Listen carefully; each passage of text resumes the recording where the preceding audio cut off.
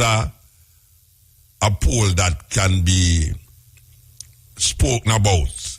Because this little sister here, she wouldn't send it to me if it wasn't real.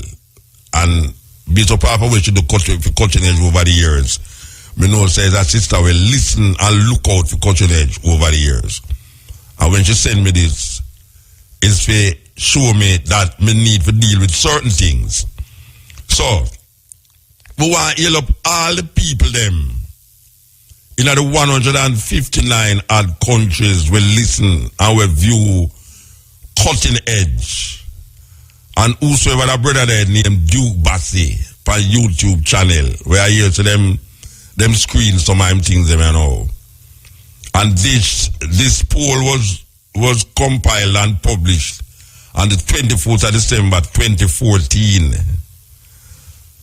And I tell her, I email her, I can tell her, I say she must send me a proper printout of the countries them because it blur.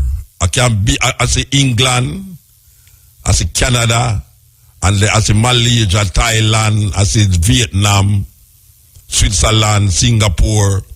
I mean, some countries where, I mean, you'd have never believed them people there would are interested to hear a Rastaman a rant and a rave on the radio for 20 odd years. But that is how it go. That is how it go. 159 countries, people listening to the cutting edge. That is why it's very important when we say on the ear, because it now come off of YouTube. And the more it there is, the more people tune in. Even when we are talking, so now, people going to go up on it feverishly to examine the things them that we say and the things them that we should say and the things them that we shouldn't say. But we keep saying them and we not stop saying it because we have the microphone in front of us to speak and we have to use it to awaken the conscience and the consciousness of the people. This is the cutting edge and IRFA. You don't want to talk about. I don't know how much people know, but there is a group of brethren and sisters named the Hebrew Israelites. Black people them. Black people. Black Hebrew Israelites. And it's a very big organization in the earth, yeah.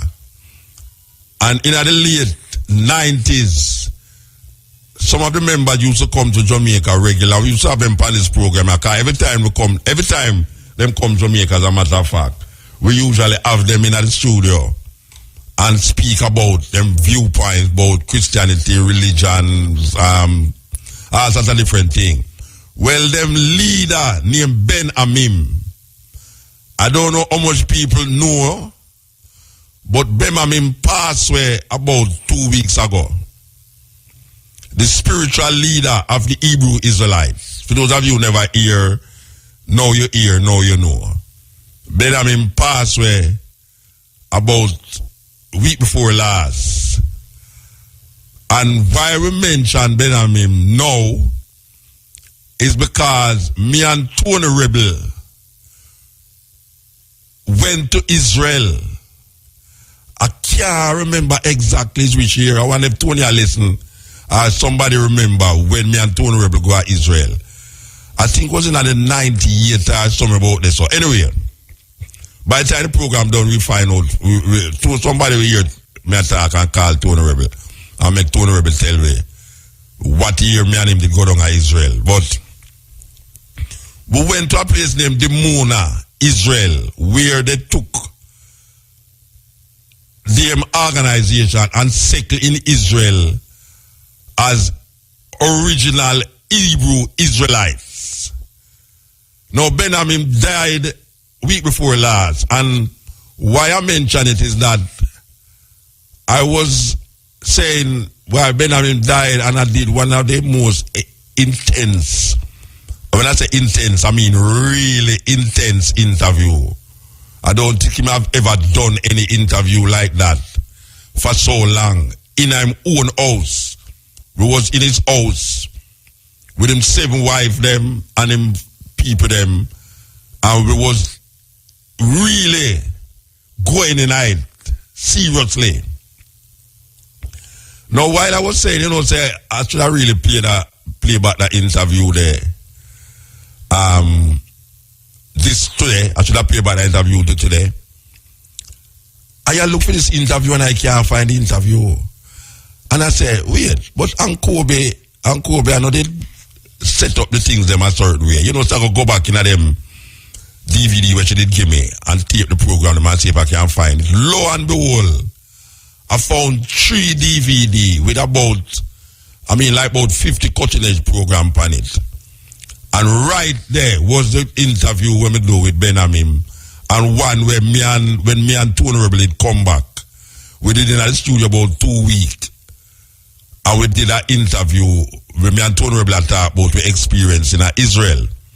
And I remember to Cabo, Calway, on our running African program the morning, while we was driving through the city, and the Israeli police them stop me. And meanwhile, the Israeli police them stop me.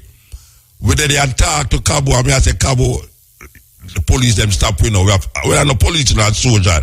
The soldier them stop me now. We have to go stop talk as no. Anyway, now I am saying to myself, I can't find the tape, but I find the tape. And when I find the tape, I said to myself, when I was in Israel, one of my main interests was the similarities between the 12 tribes of Israel and the Hebrew Israelites. And I remember God talking about Ethiopia is not the final destination, but it's Jerusalem. And I remember, I said, when I don't have Israel, and I said, wow, it's really a travesty that 12 tribes have a big organization like 12 tribes. Them never do anything substantial to bring this reality to fruition like all these Hebrew Israelites. Considering the 12 tribes was before them, because 12 tribes was Ethiopian World Federation Charter 15 when we did go there from school days. At Davis Lane, it was Ethiopian World Federation Charter 15. Until God realized that the Charter 15 wasn't legitimate. Him going at the Bible and come up now with the 12 tribes of Israel. Okay, so meanwhile I don't have Israel now. I look at the whole setup of the bridge in them and the system them and I say, but it got away there. 12 tribes, a big organization with 12 tribes have. And all of these members and all of these money we was pumping to 12 tribes. You can't see them don't have a school or a little shop where them can help the members them. I will go to Israel, I will see this group, the members, which was like about 3,000 strong when we go down there. We used to have 6,000 of them down there now. This man named Benjamin could have set up the group where they make them own clothes, because everybody down there wear, ironically, West African outfit, even though them did not Israel, but them actually wear African clothes and they make it themselves. Them have them own school. Them have them own tofu factory. And them is vegetarian. Something where you them when we just going at 12 tribe, you could have never talked about vegetarian thing in a 12 tribe.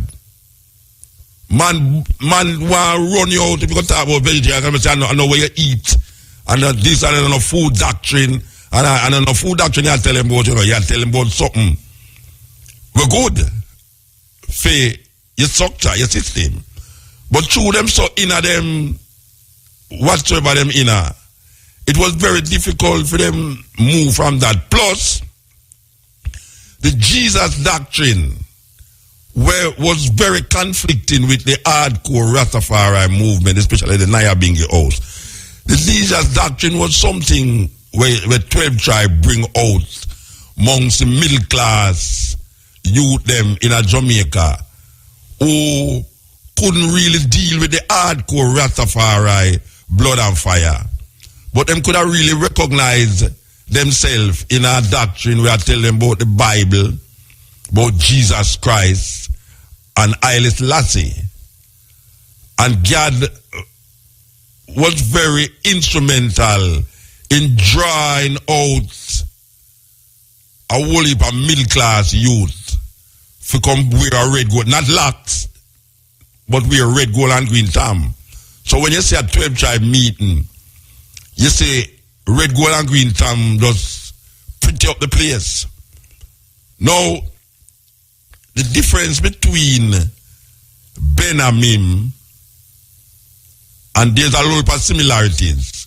The similarity of recognizing Jerusalem and recognizing the Lion of Judah as a spiritual manifestation, while God have a saying in a 12 tribe, and people usually, if you can know a 12 tribe thinker by him greetings.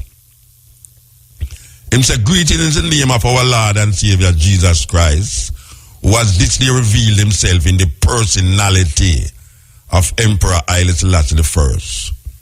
Now, a whole heap of people don't recognize that when it say Jesus Christ revealed himself in the personality of Haile Selassie, it's not telling you that Haile Selassie, the man, is Jesus Christ. Him just have the characteristics of this man who 12 tribe claim to be the person who going to save the world and him going to come back.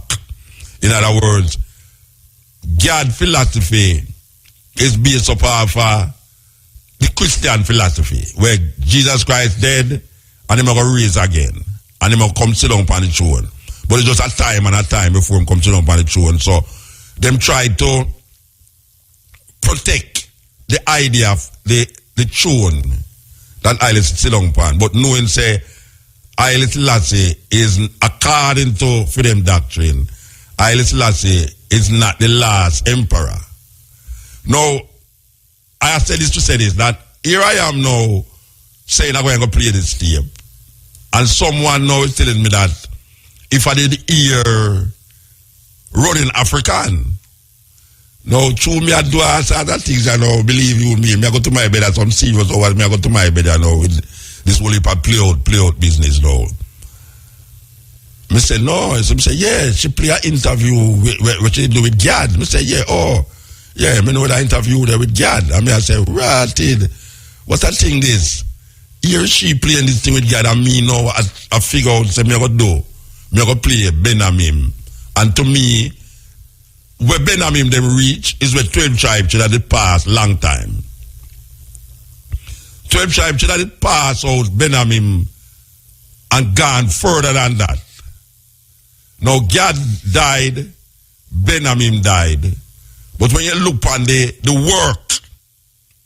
work, because it's not just going to Jerusalem, but actually taking a claim in Israel. These brethren take a claim in Israel that the government of Israel have to recognize them as legitimate Jews. Them claim black Jews. So them decide, say, them go to Israel and them go land in Israel, even though them not have nothing, and them claim themselves to be Jews. And you know, say, if you land in the airport in Israel, you know, and declare yourself a Jew, right away, you know, it's very easy for you to get citizenship, you know. And the government put them on a piece of land named the Muna, where it's like a desert place. And they have, it's like bomb shelter. And you ever hear Tony Rebel talk about it? Because we're going to play 2 tape tonight. 2 tape we're going to play. We're going to play the one with me and Tony Rebel just a talk, bridging a talk frivolously in the studio. And we're going to play the interview where we do with Benhamim. Now deceased, past. And we look at the history of 12 tribes as the biggest organization ever pass through here of brethren who claim Rastafari and shouldn't claim Rastafari. And we look on the work, and even though people, read the Bible one chapter a day, Jesus Christ revealed himself in the person of Haile send couple man, well not couple, but several man go to Ethiopia, and that is it, because sending the people them go to Ethiopia and don't set them up in a way that they won't be dependent on others or the Ethiopian government is one thing. You see? So you can't just, you say you first send the most people go to Ethiopia. And then when you look on the presence of 12 tribes in a Jamaica, you recognize the presence of 12 tribes in a Jamaica is of no more significance than a club, a brethren and Christian club, where really and socially, because they was intent of going to Ethiopia and looking for Jesus Christ to come back and sit up on the throne, or Zaro Jacob to sit up on the throne. Them never foresee that it would take more social movement and social things, create social things to come and recognize that you need just more than saying it's 12 tribes of Israel, saying you're going to go to Ethiopia and then go to Jerusalem, and saying that Jesus Christ is going to come back again. The difference between Benjamin group and 12 tribes of Israel, one of the differences is that Benjamin group don't accept the New Testament. Benjamin group consciously, even though they might quote things out of the New Testament, like myself, I will quote things out of the New Testament, but Benjamin group recognize from Genesis to Malachi, that is as far as them go.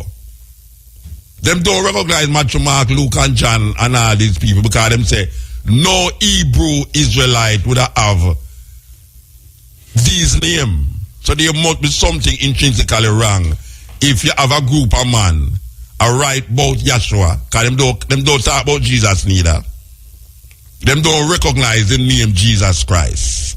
That's the next thing too. That's a total different thing from God, who continue talking about Jesus Christ and 12 tribes. And when we there 12 tribes, I will say, when we're not Jesus Christ, man is a serious thing for God to say that.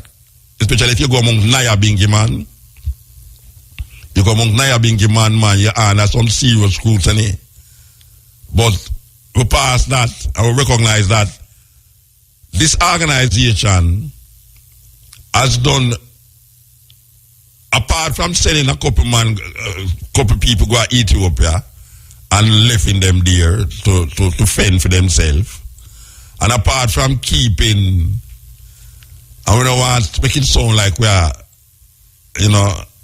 bash 12 tribe, but I'm just drawing a similarity between something that I go to Israel and say, from an organization that is younger than 12 tribe, that have the same, they wanted to do the same thing. Right now, 12 tribe is like an organization where we wait for the next holiday if we keep our next party or a stage show, as far as me can see. And people vex with me now because I say that, but check it out. It's like 12 tribe now, it's just an organization where so wait for the next holiday if we keep a 12 tribe dance, 12 tribe party. But infrastructure, social things for the movement, social things for the organization is not put in place so that people can benefit from it, where the members who cannot help themselves will be able to be helped from the organization. And that is what we see in a Benjamin group. Benjamin recognized himself as Judah. 12 tribes said them is 12 tribes based upon a God perception of different moon, from one new moon to the next. Him give you a tribe. Benjamin man them say, if them a follow the lion of Judah, which is not Haile Selassie them a follow, but the Lion of Judah, them say, them is Judah. And that is ordinary original Rastaman, old-time Rastaman who read Bible. Them used to say, because them is sons of Haile Selassie. And Haile Selassie is from the tribe of Judah. Them also is from the tribe of Judah. Them never recognize the other tribe them as such. And that is what we see with Benjamin group too. So, we want to, first, we're going to play. All right, we can see if we find it. Yeah, we're going to play. Wait, so we have advertisement them there? Yes. All right, click that advertisement and then we'll play the thing with me and Tony Rebel. As we say, we want to play this little tape here first, and then we'll go into the interview.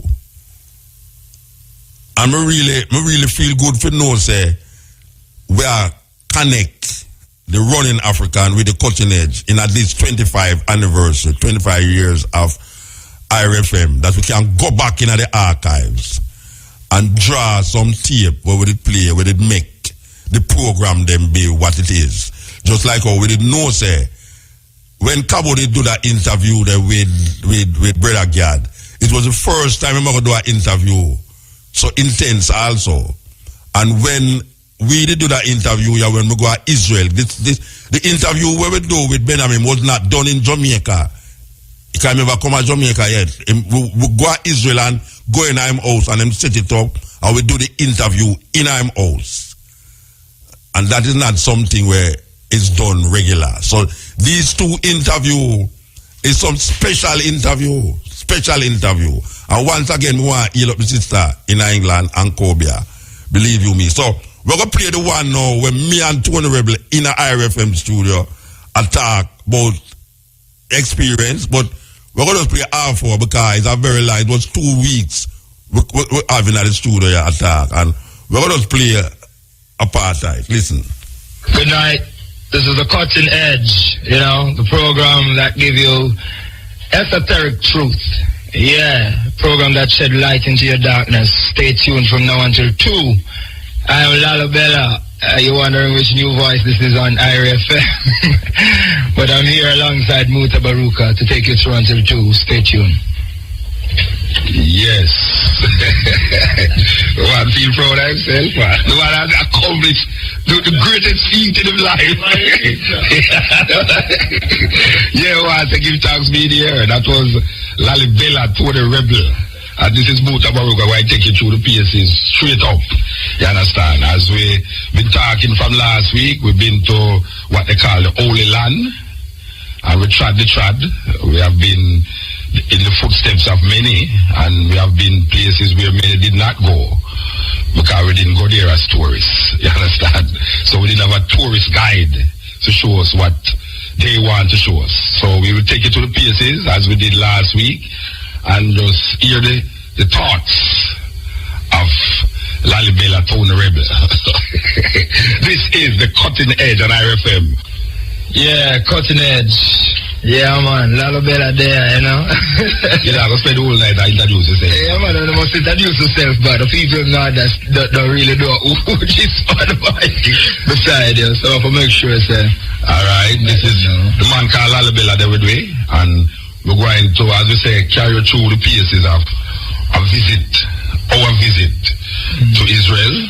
Last week we could tell the people about the different places to go, but we never touched on really. What I never touched on was like the Mona itself, where the brethren them, the Hebrew Israelite brethren them, of them, the Hebrew Israelite brethren them, of them community. There is this community that we went, which is the main area where them says about 1,000 ones there. And just that area there alone, is so much activities are going on. Because when we reach there, we see so much sisters and children, and right in front of the communities is school, and them have health food store on the same premises. Them have a thing where them feed children. Remember we go around where them say them feed the children, and then them have the guest houses where them put me on the eye, But it was very interesting to see the setup. And we never really elaborate on the setup, but how do I see it? The whole setup, Well, most of the community as a model community for black people, differently, because the love and the fellowship, we see a kind of, what we call a divine brotherhood within the community. The way the people greet each other, the way them talk to each other, them talk with so much respect, and, you know, they have so much respect for women, and, you know what I mean? I love the whole fact that them make them own food. They make them own clothes, them have them own school. You know what I mean? Where them have them own teachers and everything and send them youth. So to me, it's like even though, you know, Israel is a place where different people fighting for the land, and you could have declared it as a war zone, and you know, that is a problematic area. The people in the Dimona seem to be living. Yeah, them carve out a little them different. You know, it's like them unconcerned about what going outside of them. And if you should have go to Dimona and stay within the community, it's like an Israeli there. Yeah, because it's pure black people. Yeah. It's pure black people right there, so, you know, and what interesting too is that more and more ones is coming there physically. You know, more and more ones coming from the United States. I find that a lot of Bermudans is there. Yeah. For some reason or another, Bermuda, will be brethren and sister from Bermuda, region so, but US Virgin Island. Yeah, US Virgin Island. But you know, every day you can see that there's more and more ones coming in, you know. And the people from the people who in that organization, all of them not just live in that community, but neighboring communities, they like them set up other thing in different communities. Because if you notice the day when the passport was there, it's like a whole lot of people, different from the people who come from the place. A whole lot of people where them tell us about them live on the key farm thing, you know. Yeah, well, let me tell you, say you have another set of people. I remember that was only 1,000, and them say it's 3,000 and then we did it. Right. You know, so where we did that, it was like just a small portion. Right. And we really did it. Very interesting to notice to that. At the gathering, all of the families, each family have on the same clothes that day. That was representing each family. So, like all of the wife them, and the man and the children them, one family that wear blue, and next one that wear green, and next one that wear multicolor. So, and each of them have their own tent. So you could have really distinguish the different families from it. That was nice. That was nice. You know. They're wonderful. Anytime you see a family, you know, because you see a bridge, you see a little youth around. And you say, you look around, you see a man, you know, the man, you know, time father. You see the two wives, them, the three wives, the dependent, and you know, say, well, that related to that family, you know, that was nice. I love that, you know. I really love that. Yeah, this is the Continent and RFM, Dimona. Dimona is a place in southern Judea, what them call Judah, and that was where we spend most of the time. In Israel, just looking, observing, and seeing what was taking place. And so the place, like the word means to rejuvenate. When Benjamin them leave America and they were in Liberia, it's like when them come through and come in Israel, like the government just put them down there, like them feel like them they go and move, you know. It's like some bomb shelters. The place used to be really. Bomb shelter. Still there, Right, which part the net bar was a bomb shelter. Right, but right now them remodel everything, and trust me, all the houses properly put together. And you know what I noticed though is when you're there, where the key for there, and you look like Eastern wise, there's something in the sky looking like you know, whatever people have used to test weather, whatever, but the brother said, look like balloon them. Like it's focusing right and the community. Judah, we hear about Judah all a while, and we know that Judah was the separation in Israel, that this tribe they separate itself from Israel, you know. And most of the brethren them and the compounds themselves as from that tribe. Judah, because they're following the ordinances of the Messiah. The Messiah. We tell the people last week that we went to, I don't know if you are remind which part we go, because I don't remember the motor place we go. Remember, say, we left the moon, I was driving, the brother talk about Bet-Shaba. Yeah, Bet-Shaba. It's the seven wells of Abraham. That was in that area. Bet-Shaba, 7 wells of Abraham. So remember that. Remember we drive Mount Sinai. Mount Sinai. Them show Mount Sinai. Yeah. When we drive, them show with this nuclear place. Where them say is a big nuclear place and nobody is nobody's allowed to build anything near there. Well, that is further from the moon, because the moon drive go down. The moon are kind of in a desert. Yeah, it's really a desert. It's real. I find some most of the places desert though. Most of the places we don't see a whole lot of trees. Not tree at all, pure stone and gravel and thing, you know. Yeah. You don't really see. And then you know it's when I see the most tree is when we drive go at the Red Sea and we see the olive, not the olive, the date tree there. And I say that is the most clustering amount of trees. When you drive Jerusalem kind of green too. Jerusalem green. Jerusalem. Yeah. But you know, I don't see no consistent greenery. It's like it's just land and pure land and just more land. In my head it look like in ancient time the people who used to live in Israel is some destructive thing to the land. And one of the main things they think them do is cut down the trees. So is once a year them say rain fall down there. Rain don't the fall, but the rain the fall. So I guess you could attribute the known trees to that, you know what I mean? And then what we see too is that they must suck out the water out of the sea, so you have more land and less sea. Well, it was interesting to see the live sea when we went there, Muta. The hills, the mountain that surround. Yes, and you could see the water marks and so forth. But remember the man we did walk go up on the hill. We did see shell on the ground. Like water the desert too. Yeah, you never got the shell. Come pick up a whole heap of shell and me we up here so the water the desert. This is like a distance from the sea, maybe about 2 hour drive from the sea. And you see like shell. You know, but you see the mountain there, you see the watermark really carve some impressions. But I think one of the greatest resources down there is the mineral in the sea, so them keep sucking it out.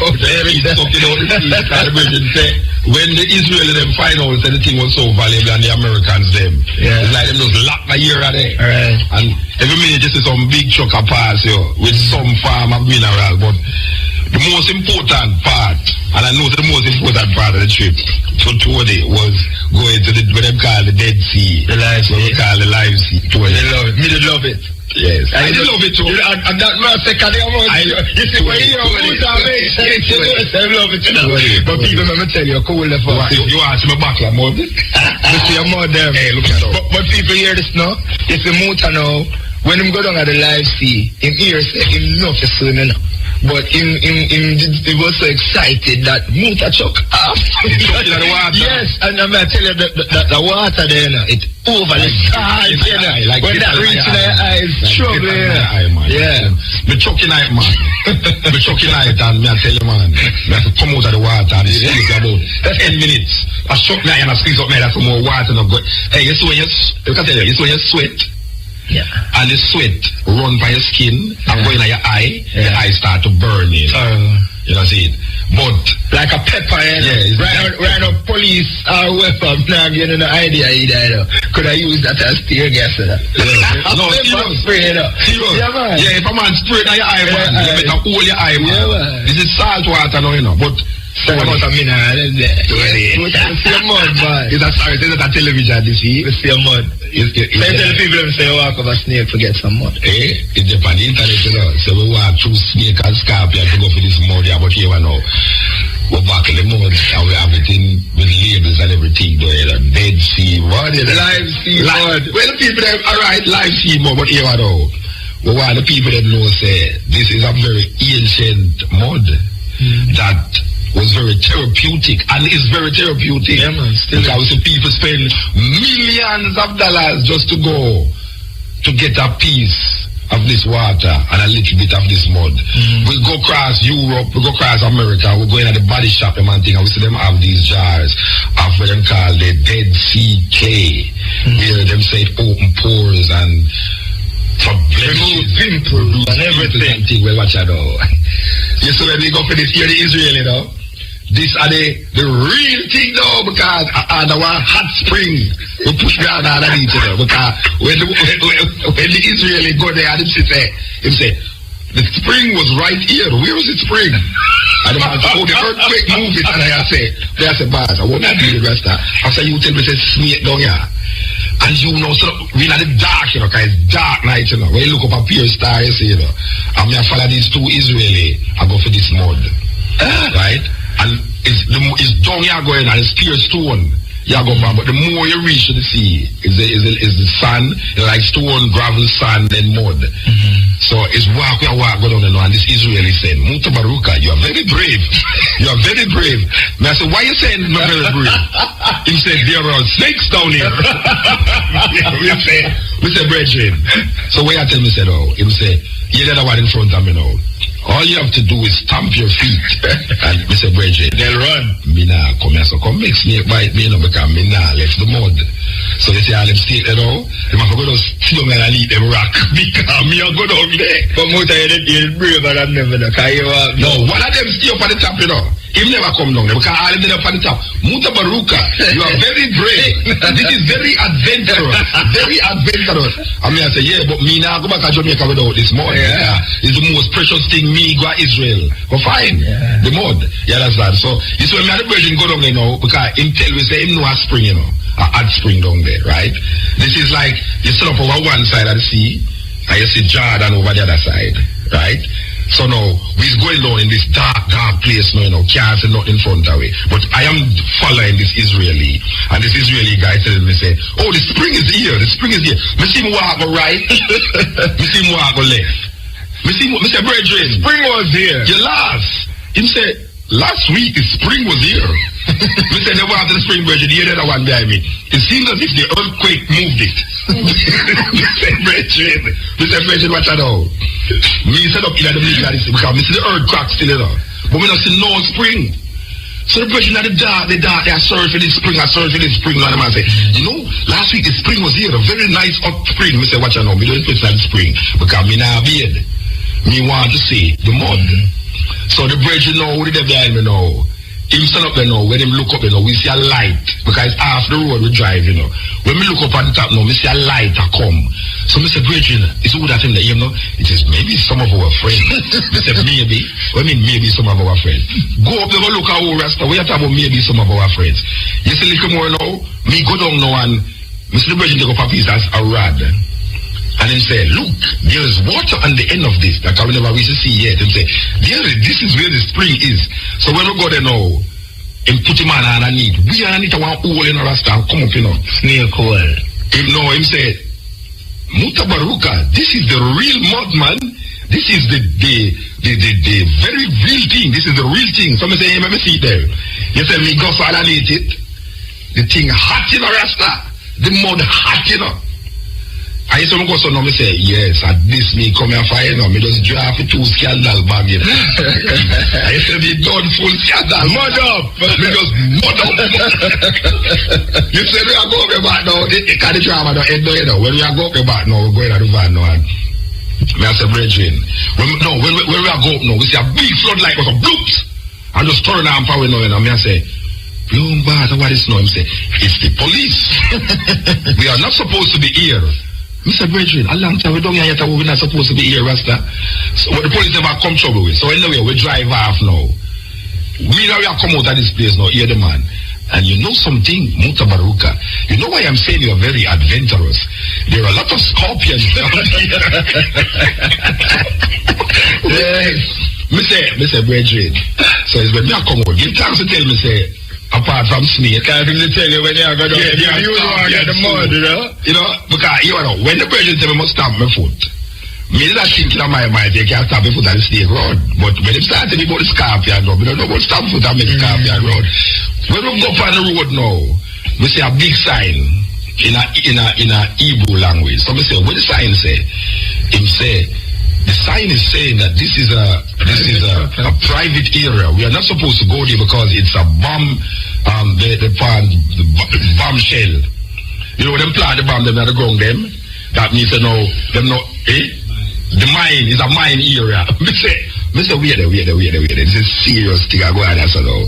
Apart from snake, scorpion, you know, that was actually walking in a mine area. He said, this is within the days, try to escape over to the Jordan side. They travel to this. So the Israelis put the mining there for the mining area. They say, okay, you see this morning when we come back to Jamaica. You see this morning of all the mines and the snakes and the scorpions and the police lights, and we got to forget this about that. You take a small contribution to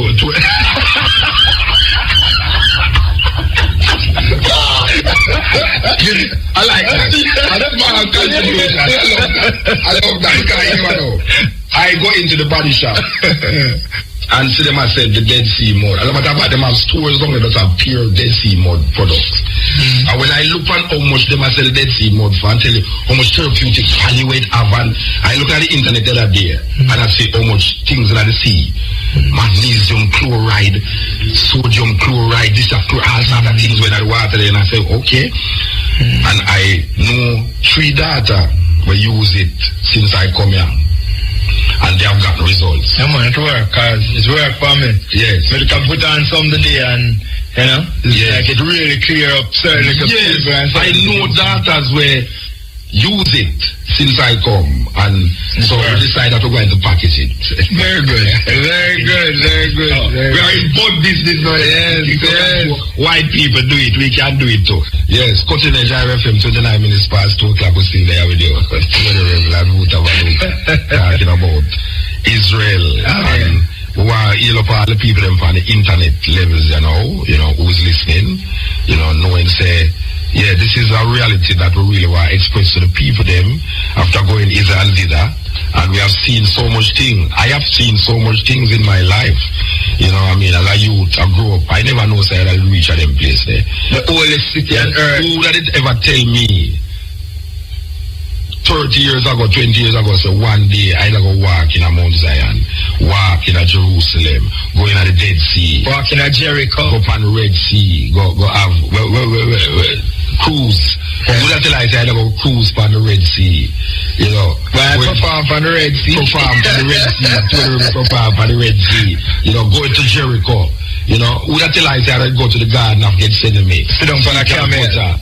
You know, yes. You know, who that tell I these things? Who that tell I say one day I reach the highest mountains of Ethiopia in Lalibela, looking at these things? Who that tell I say I reach in a Gondar, Bahadar, upon the river Nile? Who that tell I all these things? I never know say these things.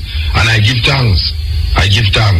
That these things come to pass in a lifetime, because I know some people dream of these things and die dreaming of these things. So I feel I am very blessed. Yes. Who did tell I say? How did it walk in the Colosseum where I look at Roman soldiers a fight, the gladiators a fight in this place, and I go stand up right at the midlight and say, so this is the Colosseum where all of these emperors of Rome used to sit and watch the lions eating the people them. This is the Colosseum. Who did tell I one day that I walk in the forum where the laws of Rome was made? Who did tell I one day that I walk in a St. Peter's Basilica in the Vatican City? I never know all this. I do it without shoes though.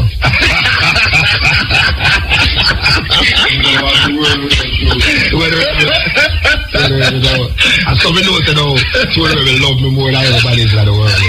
Because Tony Rebel go by the 2 most important players in life. I told you see the tradit without shoes. Yeah. The highest mountains and the rockiest mountains with all the muck and scorpions and snakes. The virgin them came up on a mountain where them some Moses used to go pray and meditate. So I go up there and the man them have some prayer whether they are reason, you know. Boy, I tell you, it took Muta a little while to come down. When Muta come down, Muta say, yeah, can wear shoes now.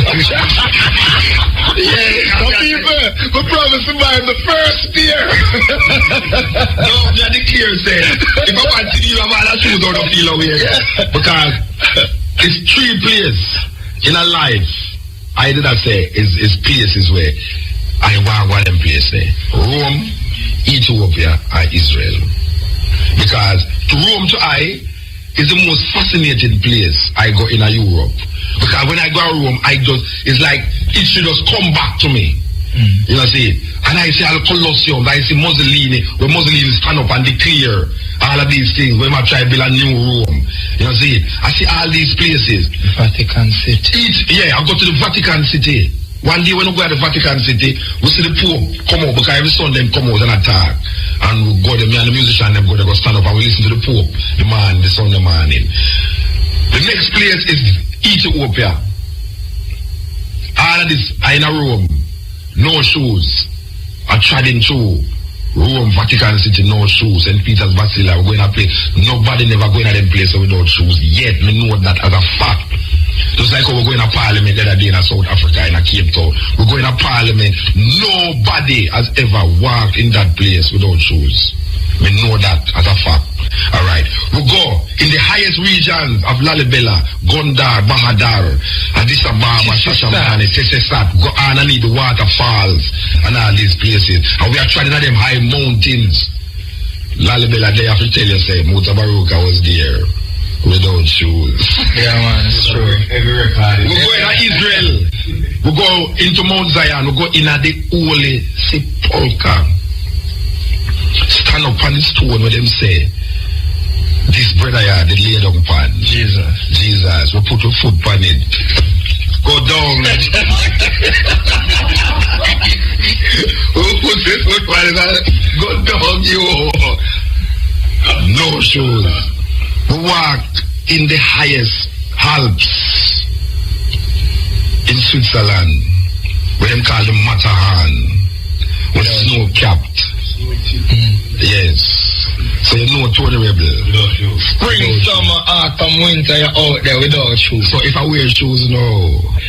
I want to tell you, the other day, a lady gave a foot massage in Israel in a car. They're trying to treat the people that give up there.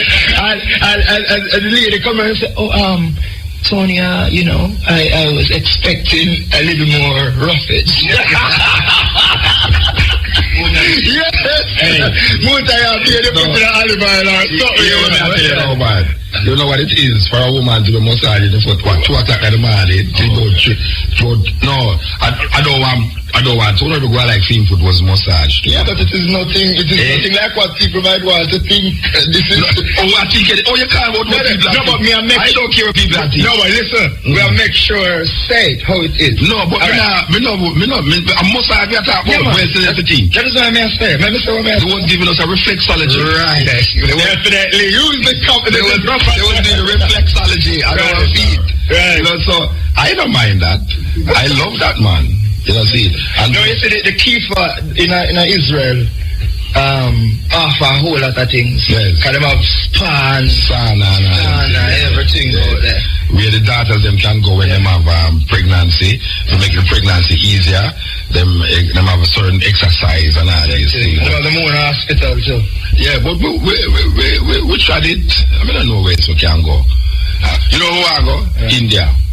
We want to go in Tibet, the highest Himalaya mountain, the highest region of the world, Himalaya mountains. We want to go up there, so because we hear some man up there walk on ice. Yes, some man up there, the shamans. Yeah, we say them man they walk on ice. We say, all right, we could save them trying that mountain, so no. Yeah, you know what? No, but yeah, we see it, we see it, and we are say it just make us more into Africanness. And we would have like pass that on to the people that know something to think about. Israel is cut off from Africa by a man-made thing named the Suez Canal.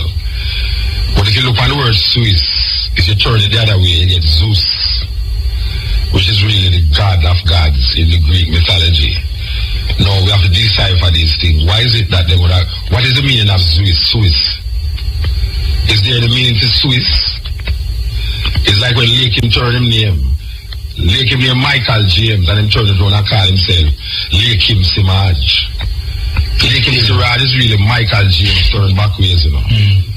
You know, see it? And this is done many times to cover up. You know, them use it as symbols to cover up. Them always turn around the word and make it feel say that different thing. But if you turn it back around, Swiss, you get Zeus. This is what separates what them call Asia Minor from Africa. But we now know through understanding the geography that this place that them call the Middle East or Asia Minor is really Northeast Africa. It's Northeast Africa that was inhabited by black people, just like how Egypt today is in Africa, and we were but we were led to believe that Egypt is somewhere unbelievable, somewhere out there. But Egypt is in Africa. True. We were taught, and we were thinking all the while that Ethiopia and Nubia is these places so far. Yet still now plane, the eagle I carry go there. And I carry back. I will give thanks to the eagle too, you know. Yeah, man. Yeah, someone said, nah, flying a plane. You know, we are say, yeah, well, we were flying a plane. I'll come back and tell you. Are you already? You have been flying it. You have been flying a plane. You know, see, because if I never fly in a plane, I can just go and sing us and talk. But you see, through I did a travel now, I come firm up myself, even strong. Sure. You know, see it. And I can, with authority, stand up in front of these guys and tell them, say, Walla no. Are liars and thieves and murderers who are raping black people mind for 2,000 years. And we not forgive you, you know. We not forgive you, Rasta. That's why Bob Marley come sing some tune and you have to rethink Bob Marley tune, you know. Bob Marley say, I feel like bombing a church because I know that the preacher is lying.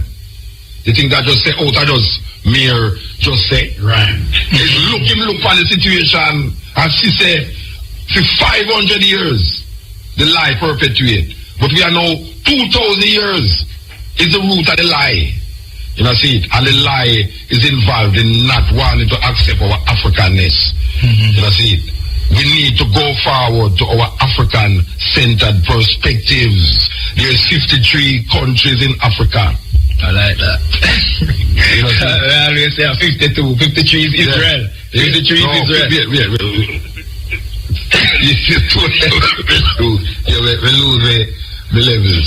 There is 53 countries in Israel, and all we need to do is look and observe the traditions of these people and know that these people have a root. The root.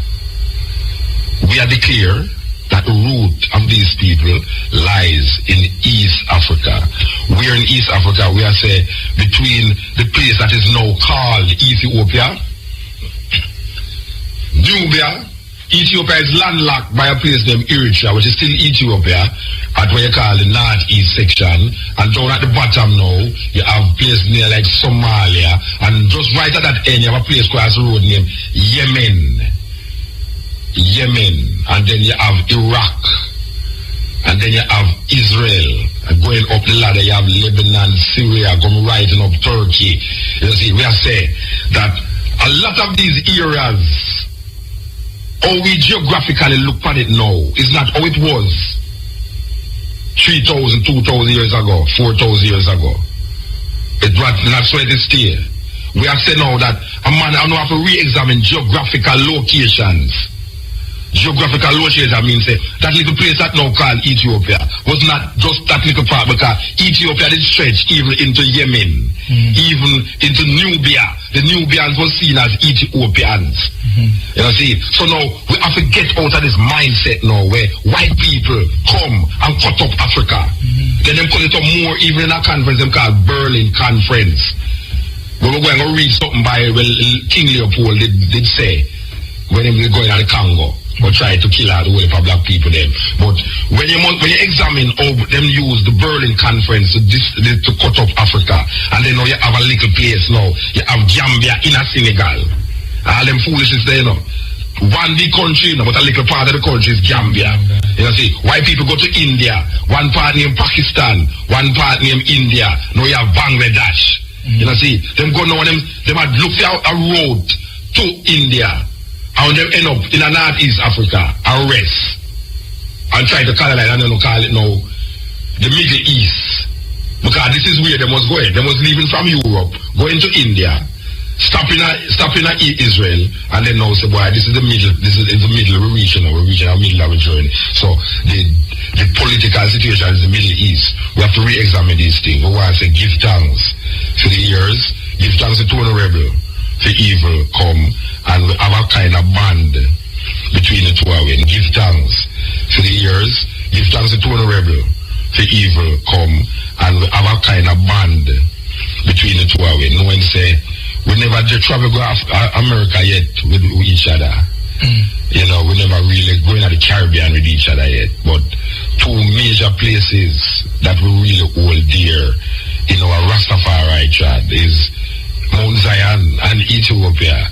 And I must say that we have been there. True. So final word to them, I could just give the bridge to them show. Yes. Well, I say, as Muta said a while ago about the whole vibe, say Yemen did attach to Ethiopia. Remember, I say Queen of Sheba was a Yemenite, yes. And she did go across there and deal with Solomon and the whole of the vibe. Right. And it's a while. If 1865 the man them erect a Suez Canal and that separate Israel from a next African country, it goes to show that there is also Africa too, and these are the things where we have to search about and know. Right now, may I say an African word, Abiyadama. It means return to our golden, majestic heritage. We know so the topic that we talk about tonight is a touchy one, as I said before. I reiterate the point. It's like, we know say people must let go where them are deal with. Me not really say that. Me not tell you for that. You must reassess where you are dealing with and let it go yourself. No make nobody tell you to let it go. Because if you worship, you say you must worship in a spirit and truth. Now if lies is all about in what you are doing, then the consequence cannot be anything positive. You know what I mean? I hope the whole vibe was cogent enough to make you think. Bless.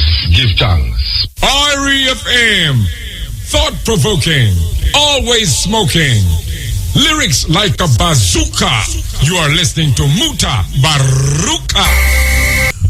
Going back, way back, and now we're going to present the interview that we did in Israel, the Mona Israel, Hebrew Israelite spiritual leader Benjamin, who passed away recently.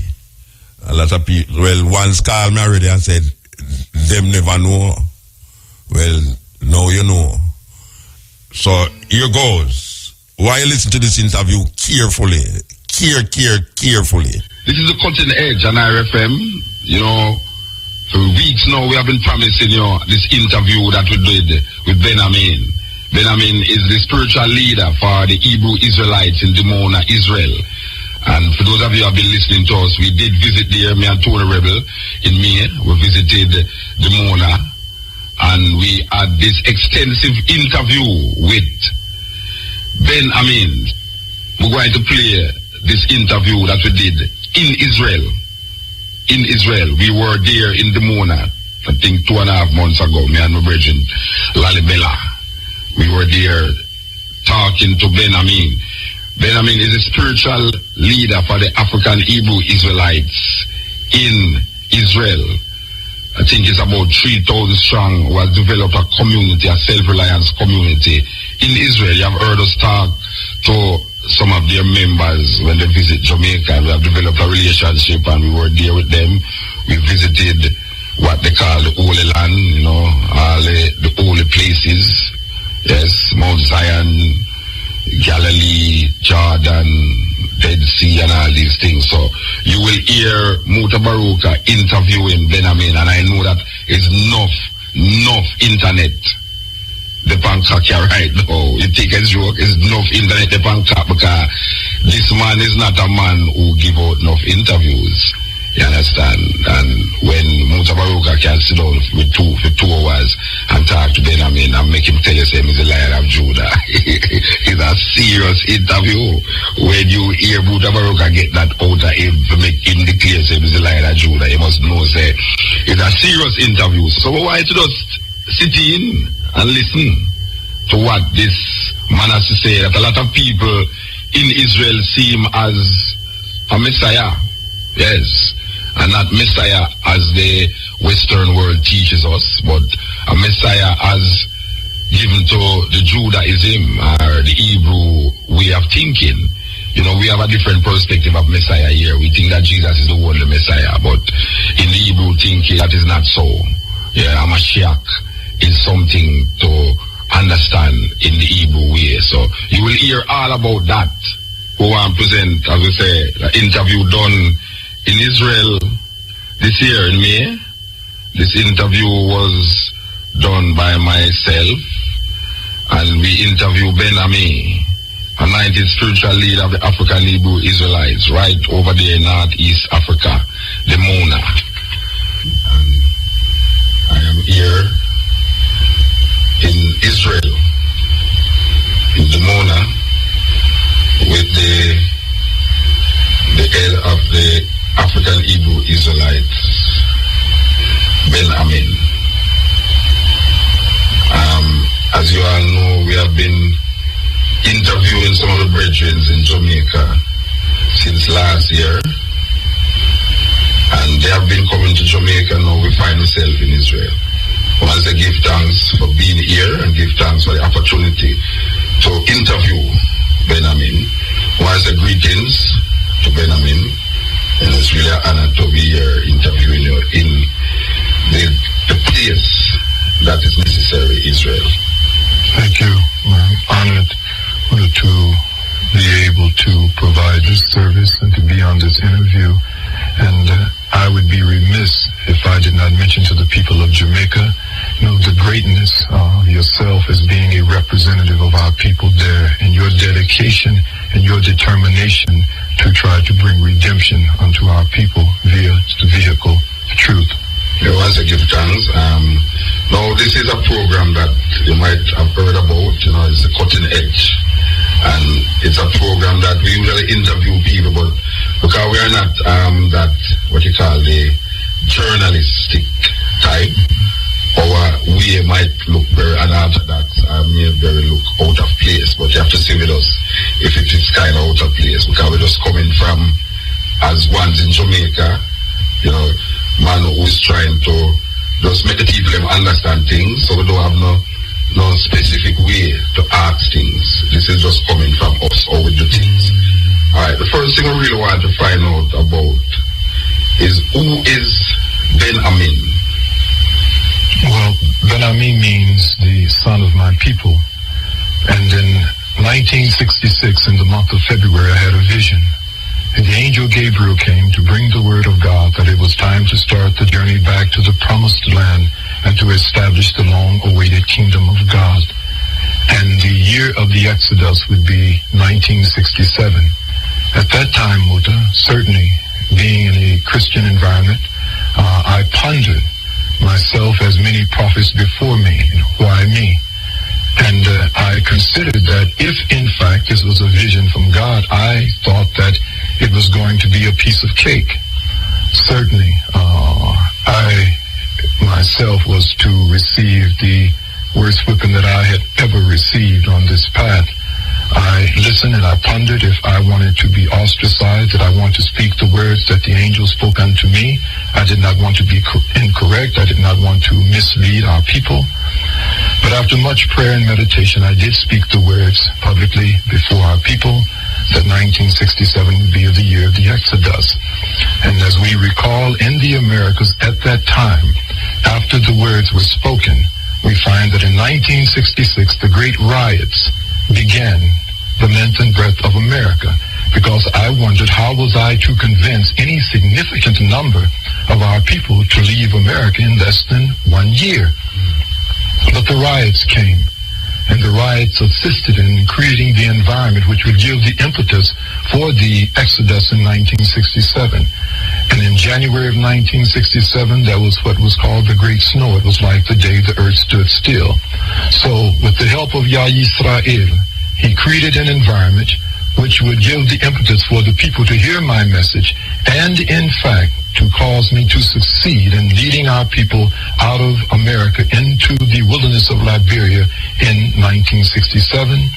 We sojourned there for approximately 2.5 years, and in March of 1970, we arrived in the Promised Land, and on the Day of Atonement, 1970, we declared the coming of the kingdom of God on this earth.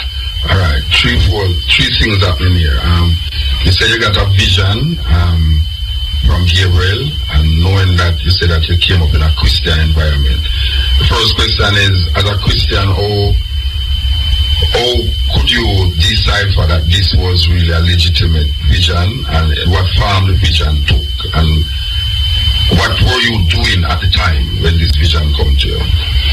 Certainly at that time, I was in the initial stages of sharing the truth with our people. But certainly we had been influenced by our environment. And I certainly did not expect any vision. I, like Ezekiel or Moses, I felt that if, in fact, the angel had a message, it had to be for someone else. Possibly he had the wrong address. But nevertheless, in understanding, that if, in fact, that this was the message of Yah, and I did speak the words, that it would certainly have to come to pass. But I was reluctant because of the Christian environment in which I was familiar with.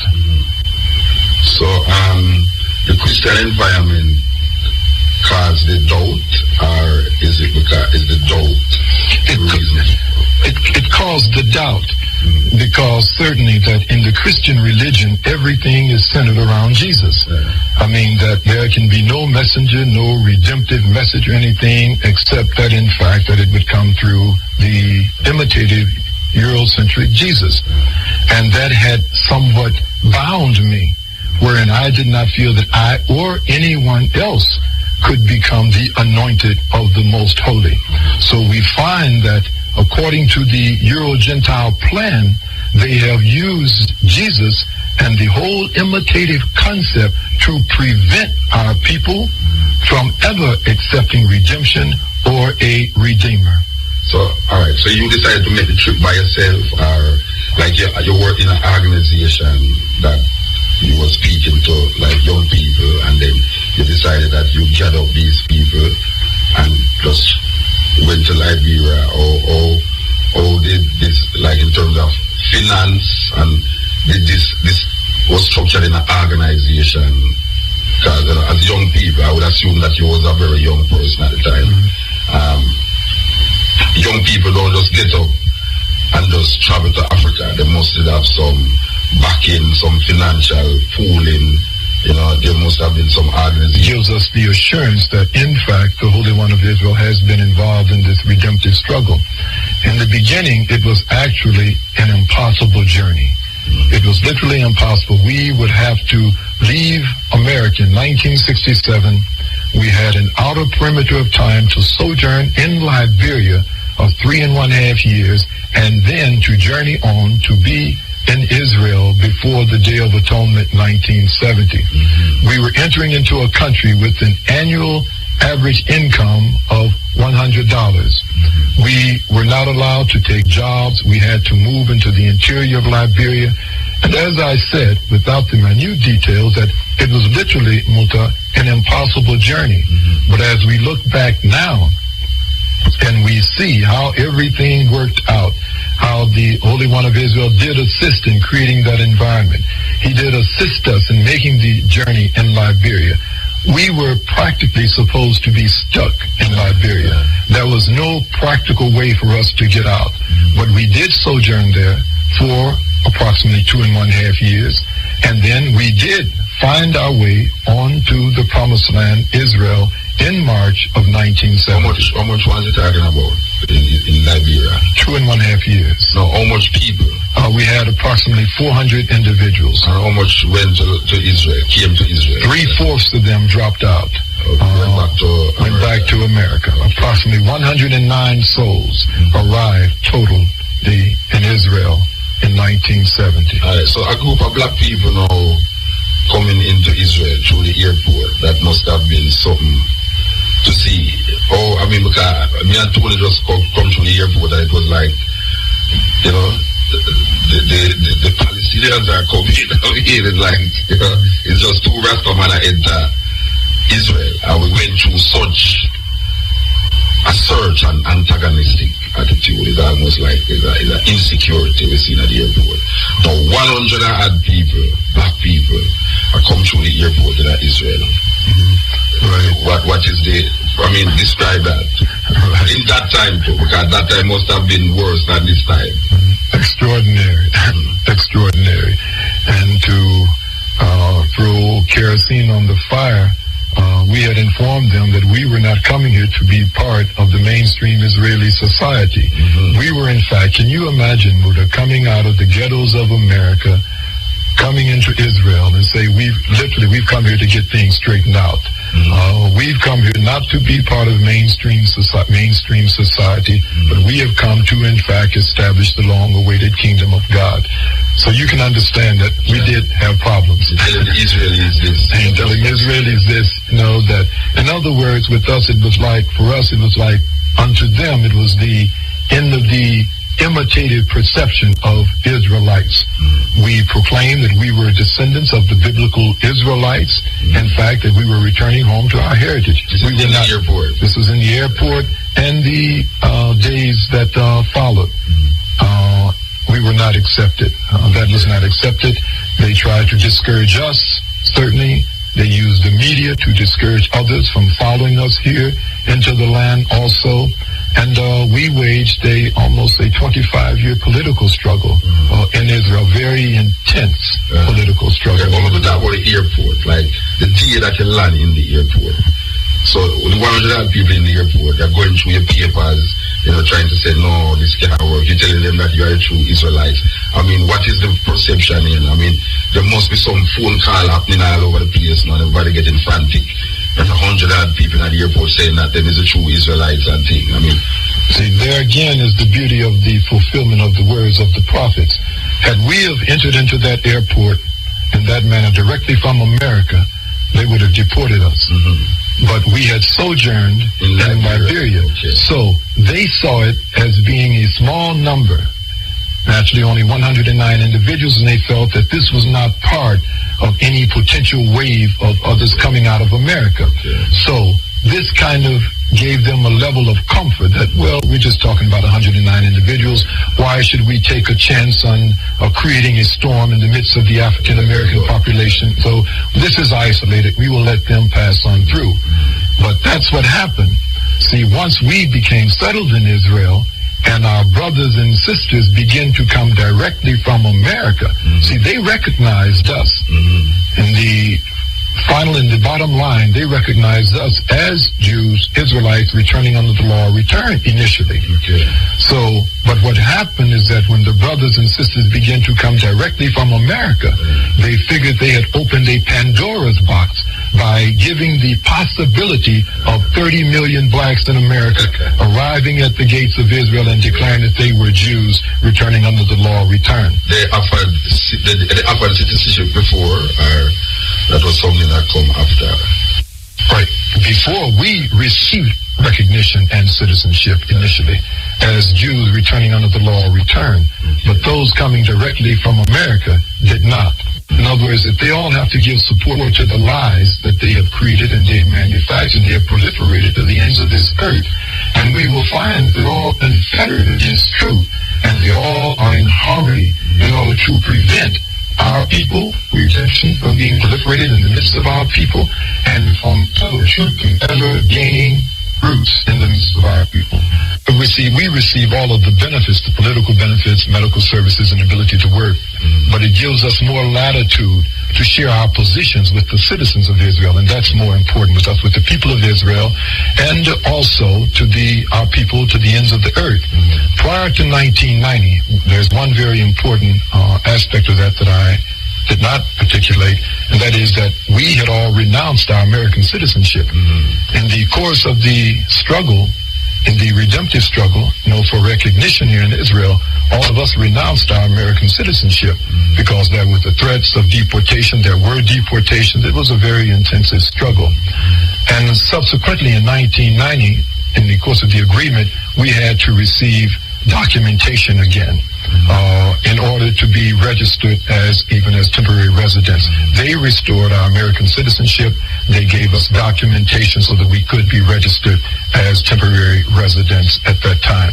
So that gave us much more latitude, because that meant prior to that, that I was not out of Israel for 23 years. I was like on country arrest.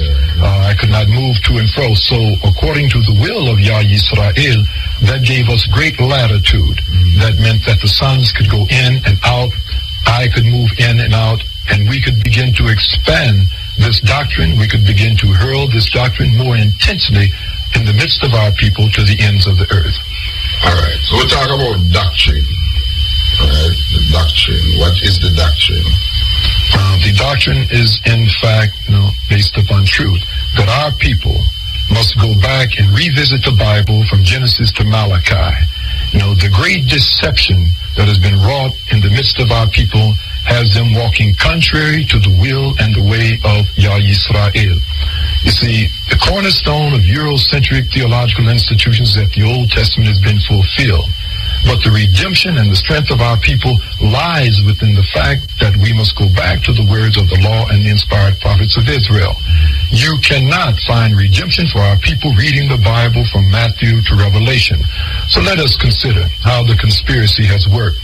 So then we take the Bible and we find Matthew, Mark, Luke, John, Philip, Titus, Stephen, Paul. Now, when you hear all of these names, do you think African? Or do you think European? Definitely. You think European. So subsequently, when you read the Bible from Matthew to Revelation, you are automatically influenced to feel that these are European people. No one receives the impression of, or he conceptualized an African name, Paul, or Philip, or Titus. These are all Greco-Roman names. So subsequently, once they removed the access to the Old Testament, and they allowed our people just to read the New Testament, they could bring them under the influence of feeling that the Israelites were in fact Europeans. All right. So if you said from Genesis to Malachi. So what about Genesis to Revelation? It's all like you're cutting off the Bible at Malachi and ruling out what they call Matthew to Revelation. Right. Absolutely. You see, you can read the New Testament as you read any other book. See, we do not tell anyone, do not read a book written by Malcolm or etc. You can read them in search of good information, quotations, statistics, but it is not redemptive. For redemption of our people, the Bible from Genesis to Malachi is the redemptive source of strength for our people. So now what we must do is we go back to the words attributed to Yeshua.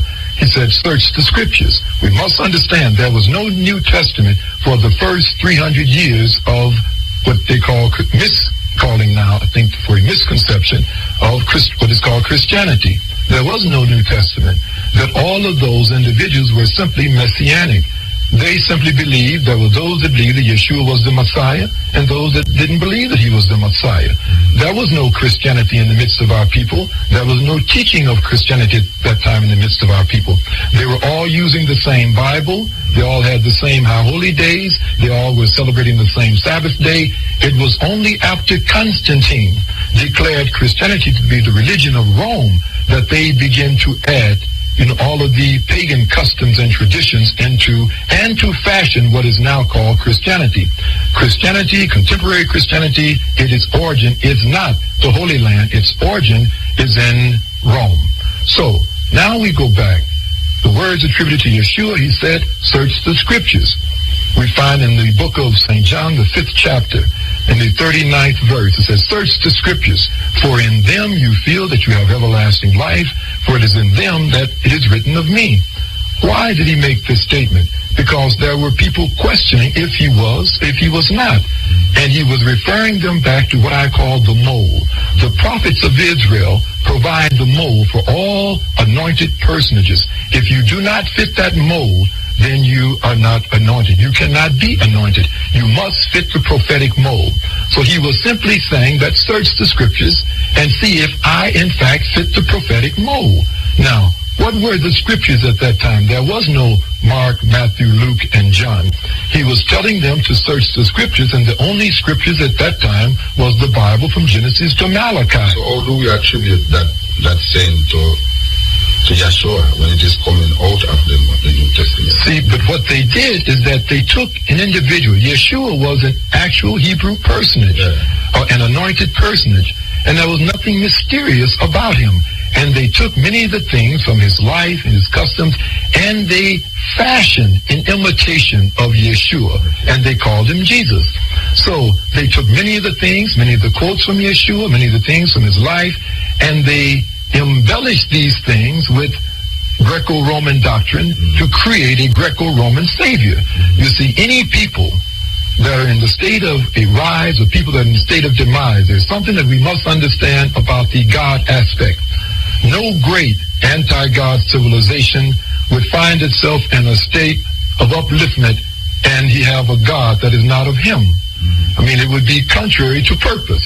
So with the rise of the European civilization, it also caused the rise of a European God. They fashioned a God in their image and in their likeness, and that's Jesus. But Yeshua was African Edenic. He was an African individual, and the ancient Israelites were African Edenic people.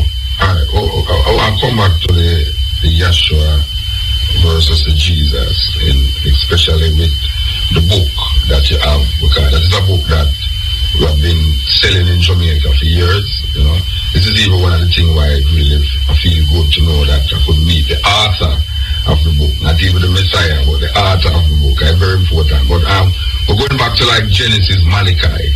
All right, you talk about the authenticity of the book, but you relate to the mature to Revelation as mere fabrication. A lot of it is fabrication. How do we decipher? Is there any fabrication? Is there any Greek influence, as far as you can say, in Genesis to Malachi? If you do not understand the Hebrew language, you will find some misinterpretations if you're going according to the Greco language interpretations of the Bible from Genesis to Malachi.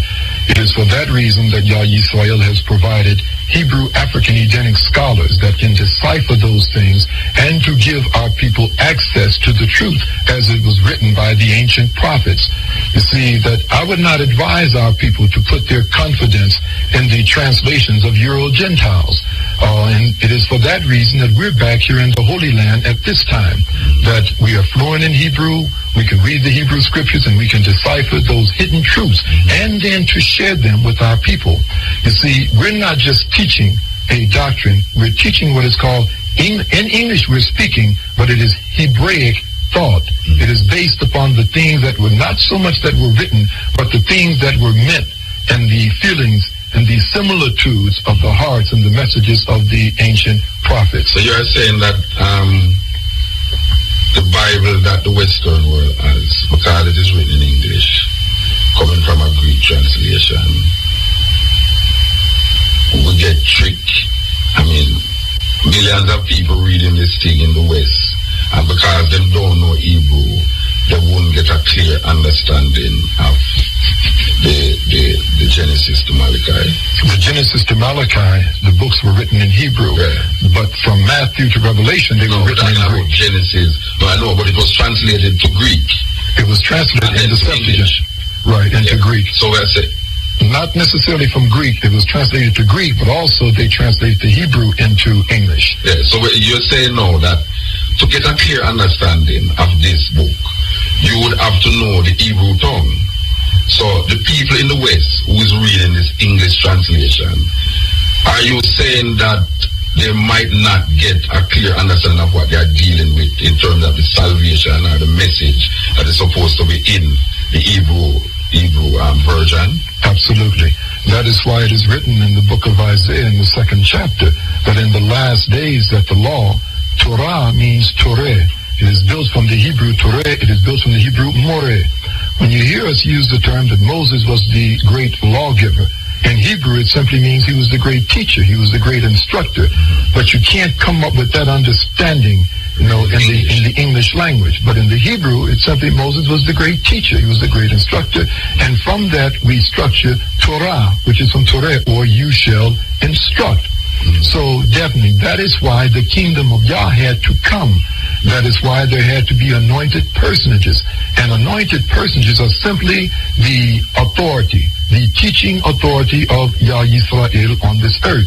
The teaching authority had to be removed from Rome, from Canterbury, from America, and it had to be returned to African Edenic people.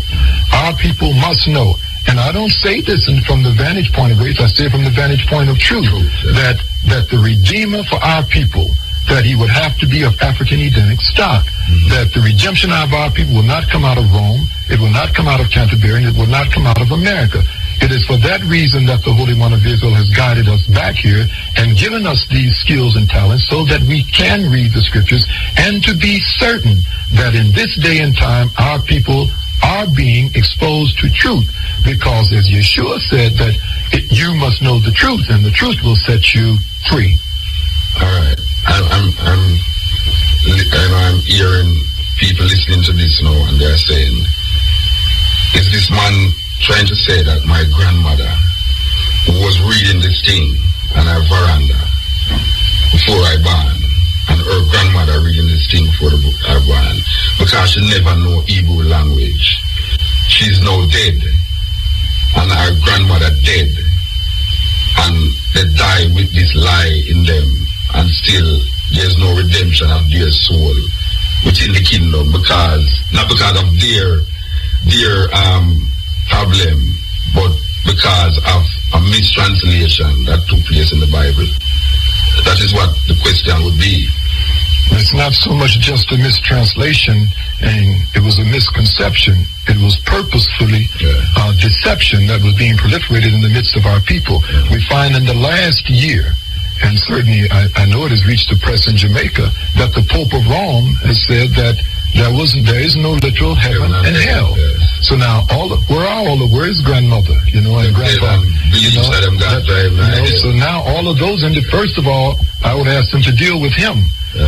Go and challenge the Pope of Rome, because he is the one that promised. We never promised anyone that they were going to another heaven or another hell. That is very deceptive. But the Pope, the Catholics, the Christians, the religionists have promised that you die and you go to heaven. You see, and again, that is deception.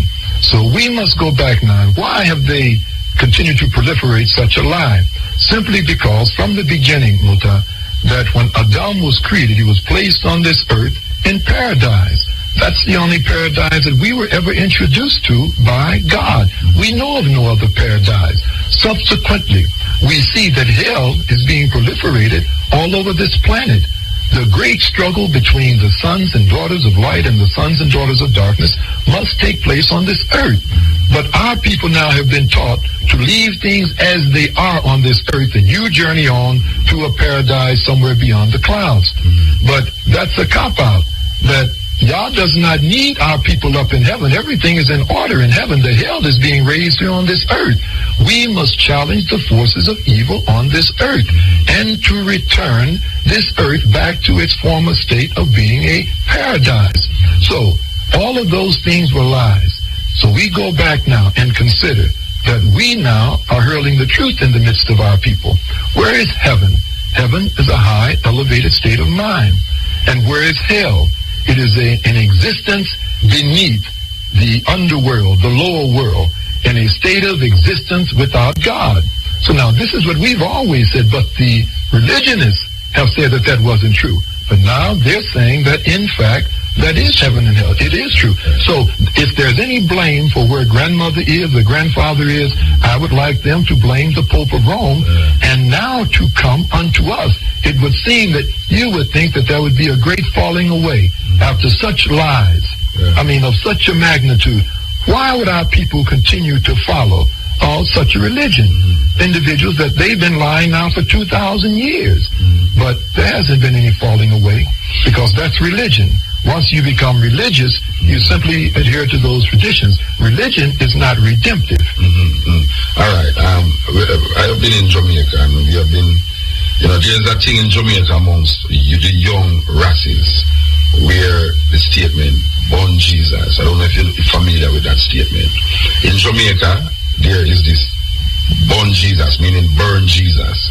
There's a lot of youths out there who feel that Jesus, them find the worst things to say about Jesus.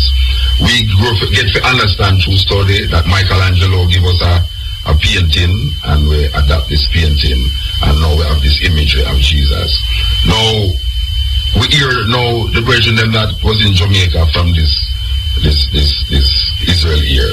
They came and they gave a seminar talking anti-Jesus Christ. It's like against Jesus Christ. They said Jesus Christ is fabrication. We have been saying that for years on the radio. I have gotten a copy of your book saying about the Hebrew Messiah and the Christian Christ.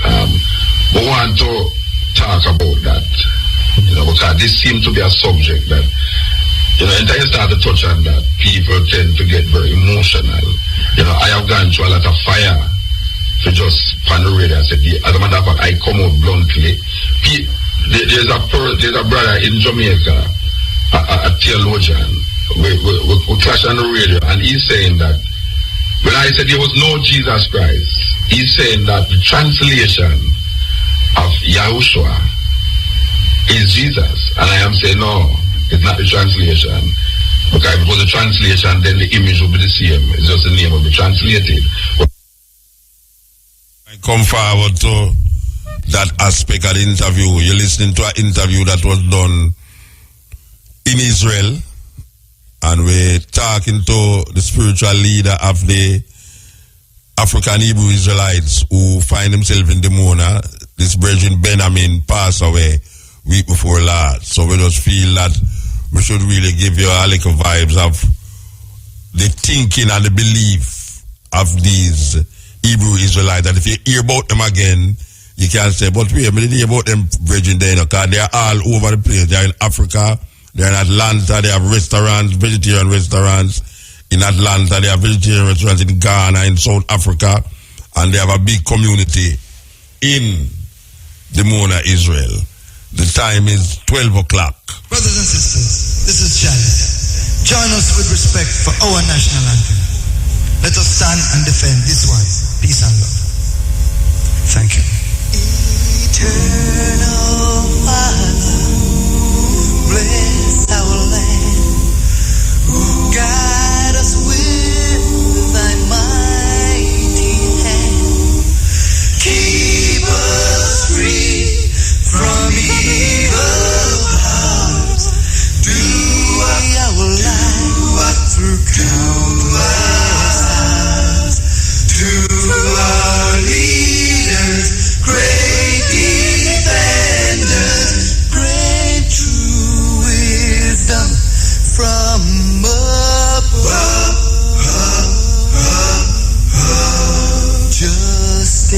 Justice. Truth. Be ours forever. Jamaica, land we love. Jamaica. Jamaica. Jamaica, land we love.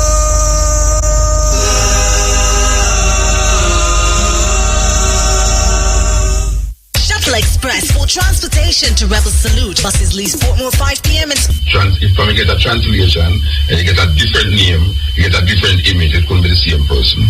You wrote a book about the Hebrew Messiah. Would I like you just in details, just carry down the line. Why not Jesus Christ? Why Yeshua?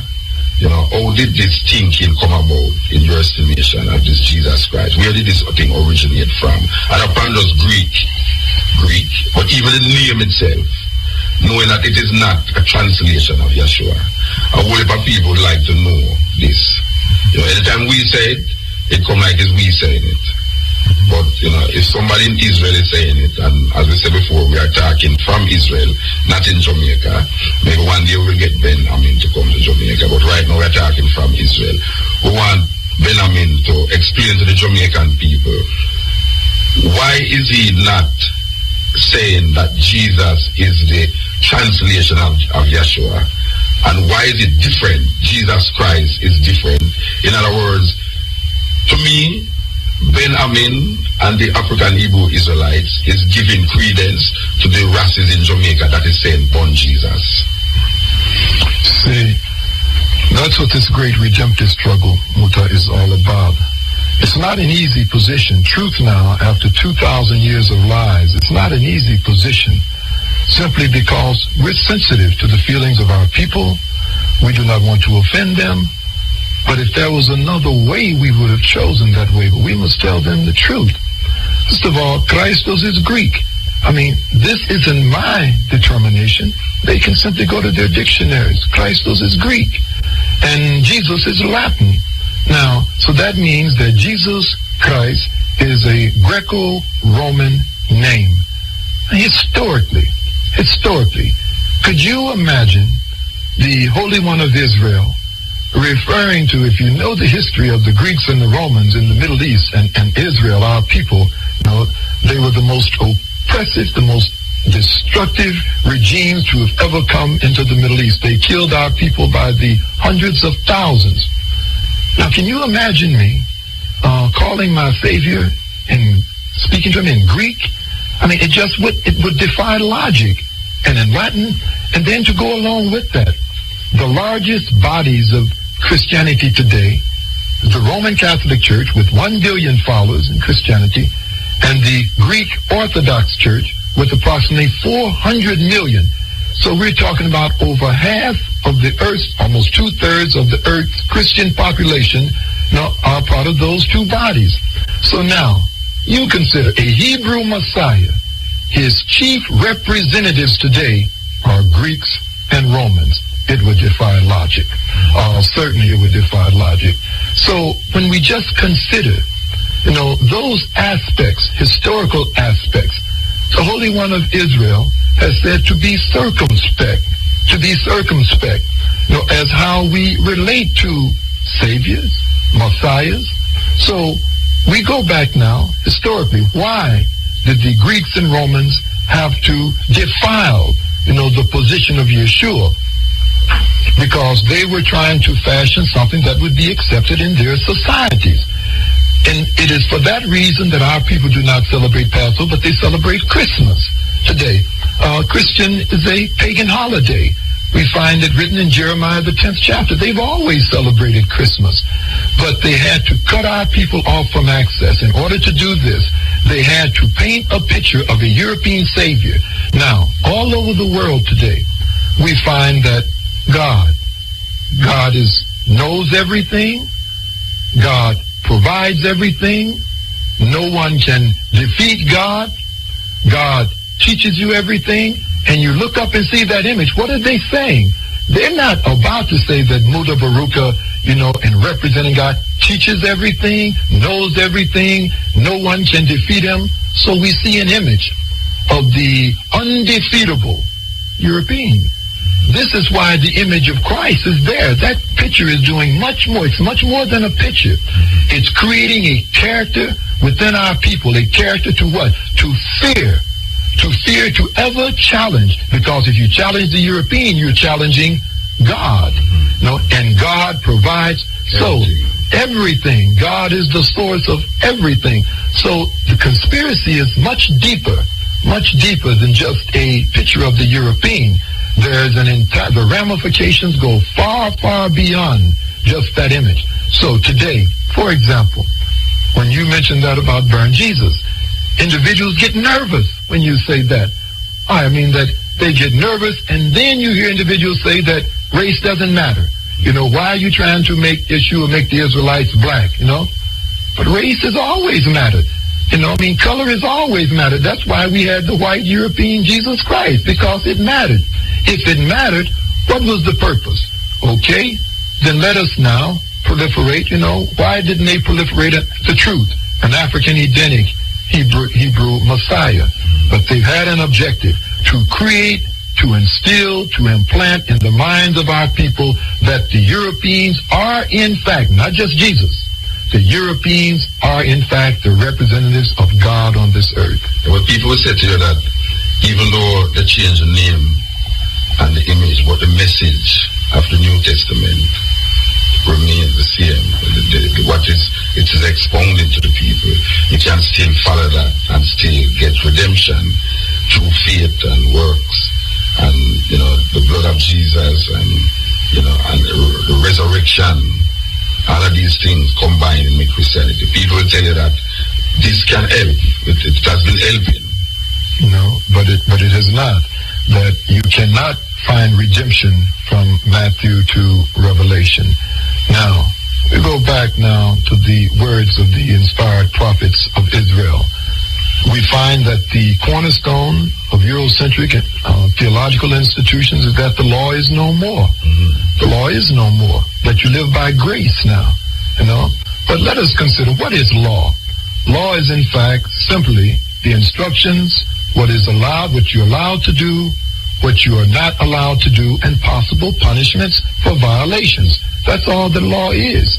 It is to define for you the things that you can do, you can't do, and possible punishments for violations. In Britain, they have law. Britain is governed by law. That means the British, when you go there, Muta, they tell you what you can do, what you can't do, and possible punishments for violations. In France, they have law. In Belgium, they have law. In America, they have law. So the Americans, the Belgians, the Germans, the French are allowed to tell you what you can do and you can't do, and the punishments for violation. But when I mention God, now can you imagine? The law is no more. What do you mean? God is no longer allowed, that's a true faith, right, to tell you what you can do, what you can't do, and possible punishments for violation. Law is God. So, in fact, that you must understand that grace, that you must go back. It's faith and works. No prophet of the Most Holy has ever told the people that your works no longer consider. Well, let us consider then. If works are no longer important, in what aspect of life is deeds not important? But in all of this world, to get a promotion on your job, it requires works. To move up the corridor of promotions in the political arena, it requires works. But when it comes to pleasing God, somebody's telling you it doesn't matter.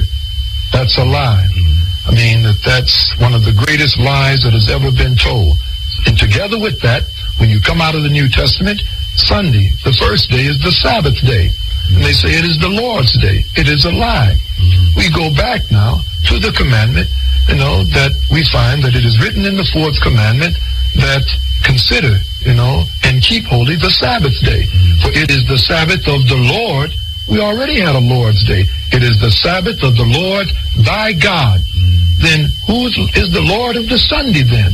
When you come out of the New Testament, you are in fact acknowledging Sunday as the Sabbath day, and you no longer acknowledge the seventh day Sabbath. And all of these things are badges of identity with a God. There are certain things that you must do in order to identify with Yah Yisrael, and there are things that you do that identify with his opponent, with his adversary. So salvation cannot be found. There are some good things that were written, because some of the things were actually stated by Yeshua. But how will we be able to differentiate between the words of Yeshua and the fabrications? That's why we must go back. That's why he said, search the scriptures. We must be able to verify it in the law and the words of the inspired prophets. If it cannot be verified, if it does not fit the mold of the prophets, then you can cast it aside. It is not of God, neither is it redemptive. All right. In the New Testament, it is written that Yeshua,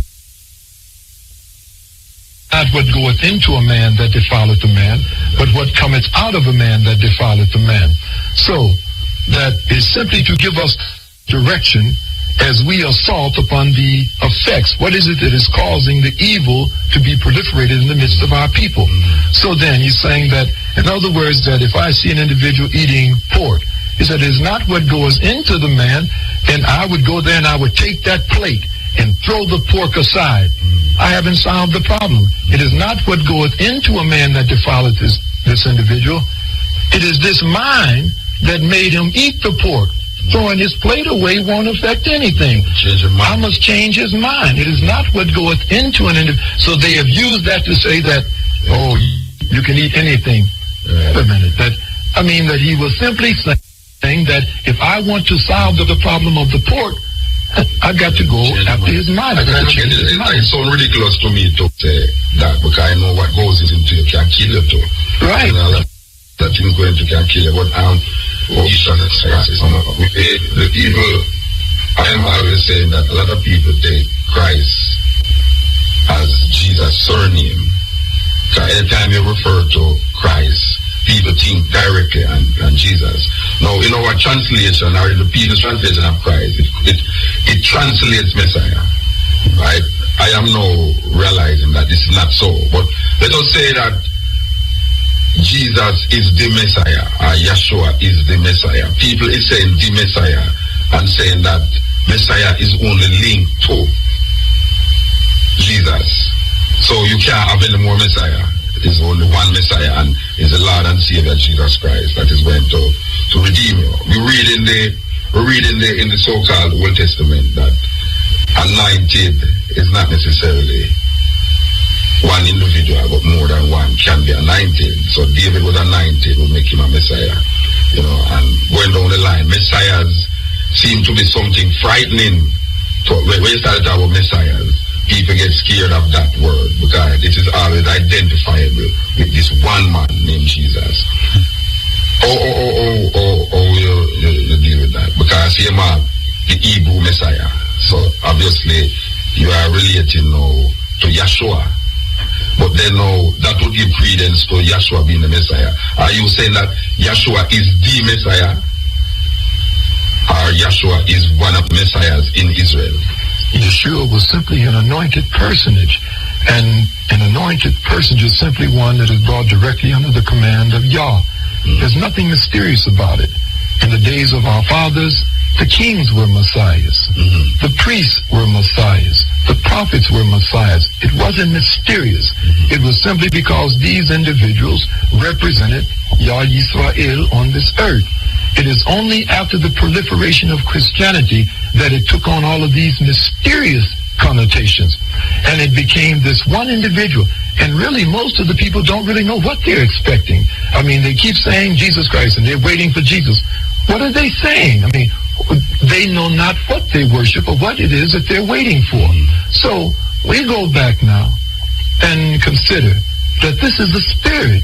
These individuals are simply spiritual individuals. We will find that the ancient prophets, it is written in the scriptures that the ancient prophets were before the world was.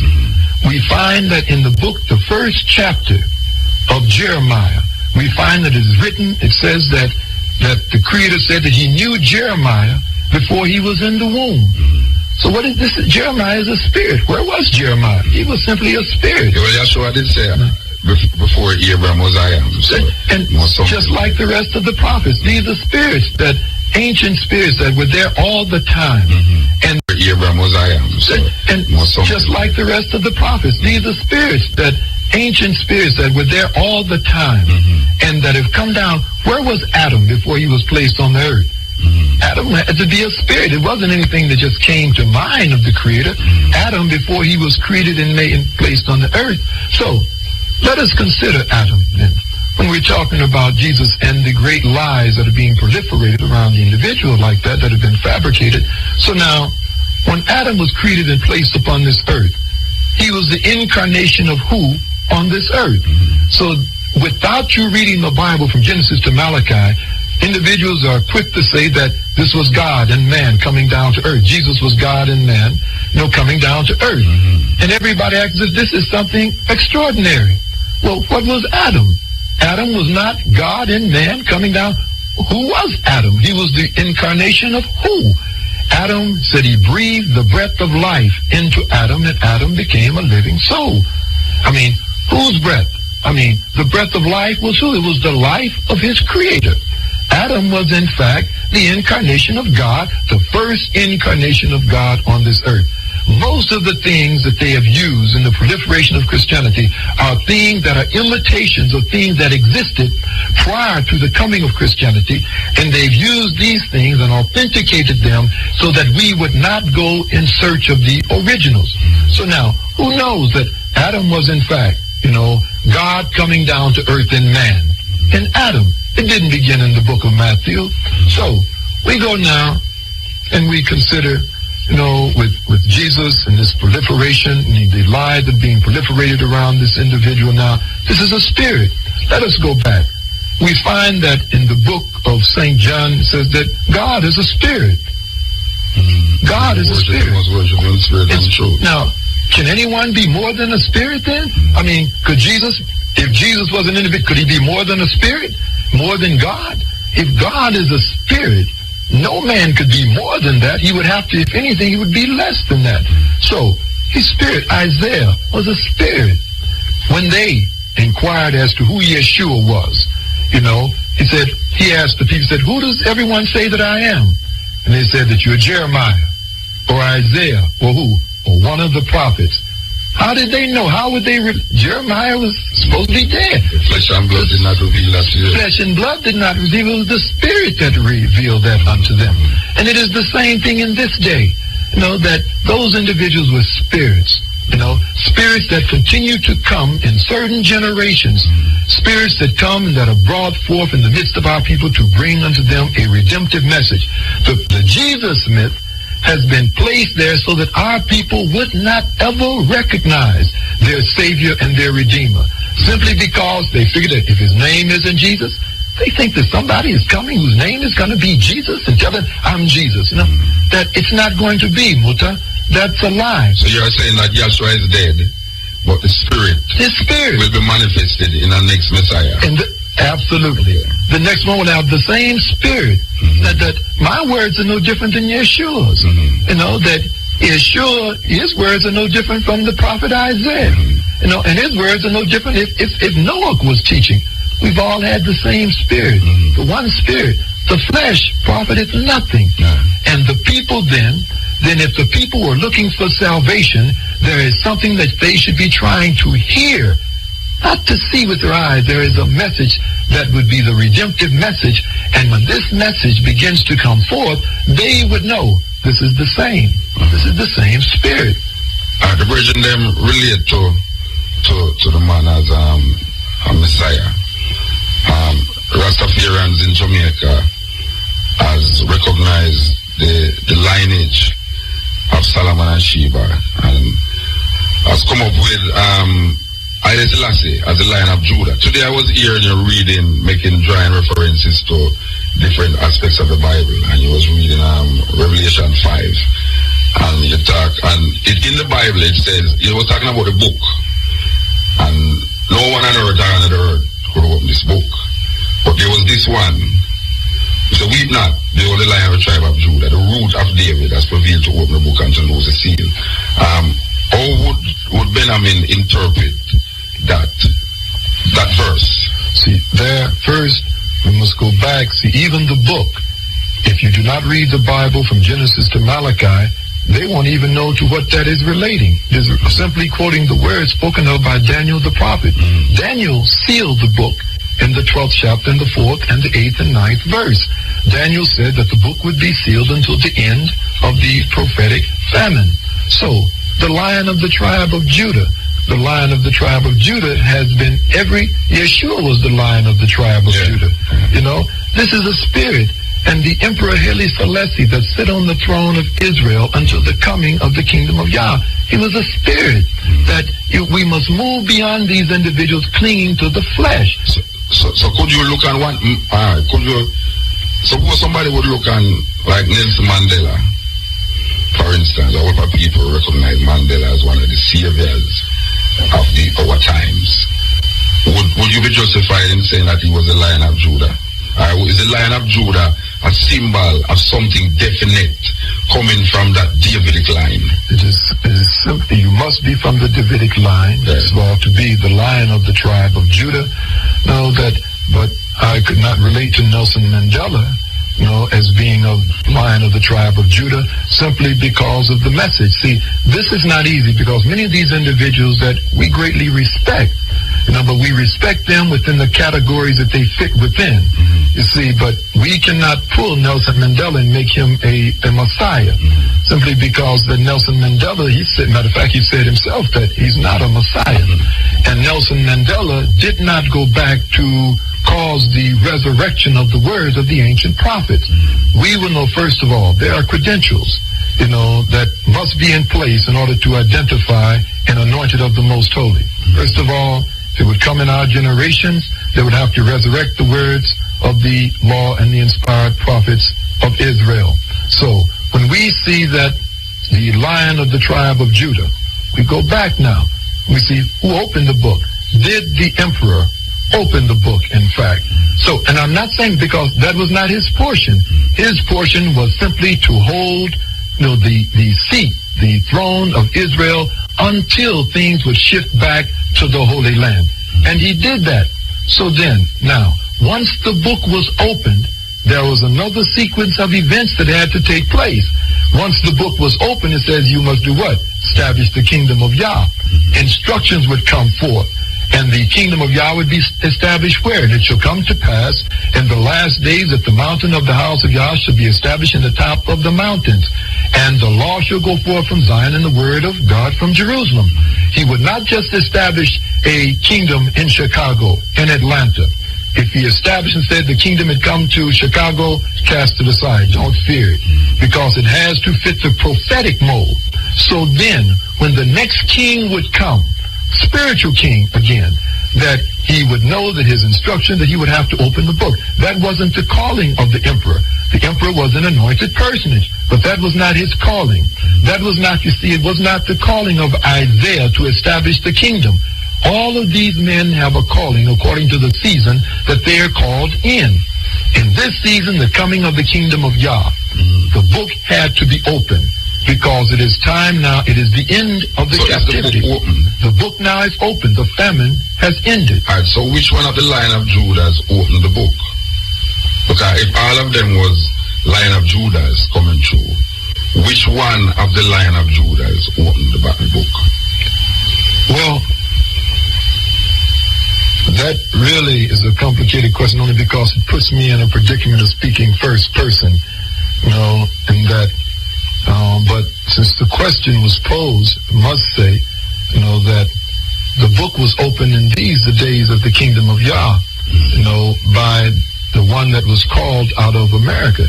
It says that the Lion of the tribe of Judah has prevailed to open the book.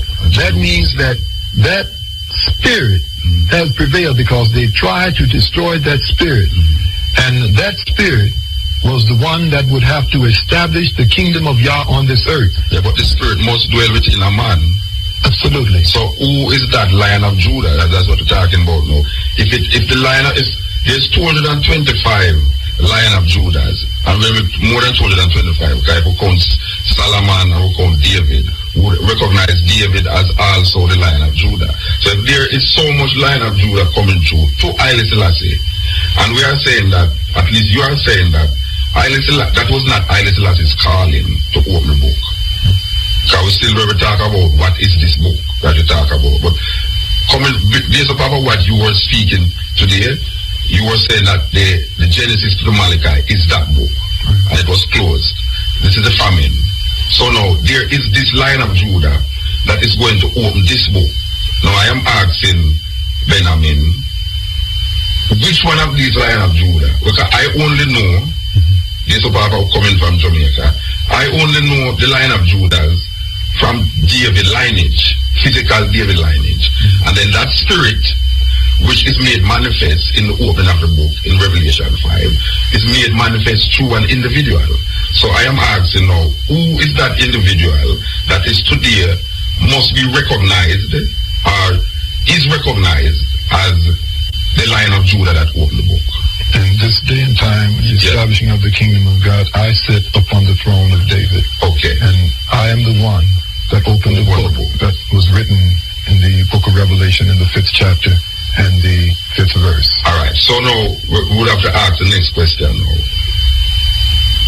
You wouldn't recognize the line of the root of David as a physical genealogy. It is a physical and a spiritual genealogy. I am of the tribe of Judah and of the root of David. Spiritually or physically? Spiritually and physically. All right. How would trace that genealogy from Benjamin to David? Explain that to Jamaica. That you must identify the man by the works. How do you identify a carpenter? You know, yeah, when you say carpenter, don't have to come from the line of Judah to be a carpenter, from David to be a carpenter. The works of those that individual that is of the tribe of David, you know, the root of David and of the tribe of Judah, there are certain things that he must do. So when we consider now that what was the line of the tribe of Judah to do? He was to open the book. And after the book was opened, he was to do what? Daniel, the 2nd chapter and the 44th verse. He was to establish the kingdom of Yah on this earth. And he was to make war against the lies that are holding our people in captivity. So, today that you are sitting here in a community, and this community spiritually is called the kingdom of God. Yeah. This is that kingdom that has come as a result of the book being opened. It could only come on this earth if the book has in fact been opened. Yeah. So that means spiritually that as the Emperor Haile Selassie, as he was transformed and made transition, but the seat simply moved back to Jerusalem. And at this time, in all humility, and this is not my best portion talking in first person, but I now sit upon the throne of David as the spiritual throne of David. I'm asking now about the identification of that genealogy, just like how we trace Haile Selassie's genealogy through to Solomon and Sheba, just like how we trace Yahshua genealogy either through Nathan, through the woman, and reach to Jesse. No, I'm just asking now for clarification to the Jamaican people. If it is declared that Benjamin is physically related to David, how did Benjamin do like a roots thing that go back to his roots, like Alice here, and he traces that man to that man to that man? How did Benjamin come to that genealogical, physical relationship with David? Because we understand the spirit, because we as Rastas has always accepted Judah because of the line of Judah. We have recognized that the line of Judah, if you are following Judah, the Messiah, you must be from the tribe of Judah spiritually. But there is a ethnicity that is involved here that we cannot just say that because we have that spirit, we are also physically that. Because the Jews is claiming to be Jews spiritual. I mean, these people who say they are Israeli is claiming to be Jews, and we know that physically they are really Russians and Germans. So we say now, if Benjamin is saying that he's spiritually from that thinking, how does a Jamaican now, who is embedded in this start of a genealogy, how would he trace Benjamin's genealogy to David? We would go back, first of all, to the fact that it is the spirit that quickeneth now. And all that you would do, if you wanted to trace my genealogy back, you would use the same genealogy that you've used for the Emperor Haile Selassie and only move from him to me.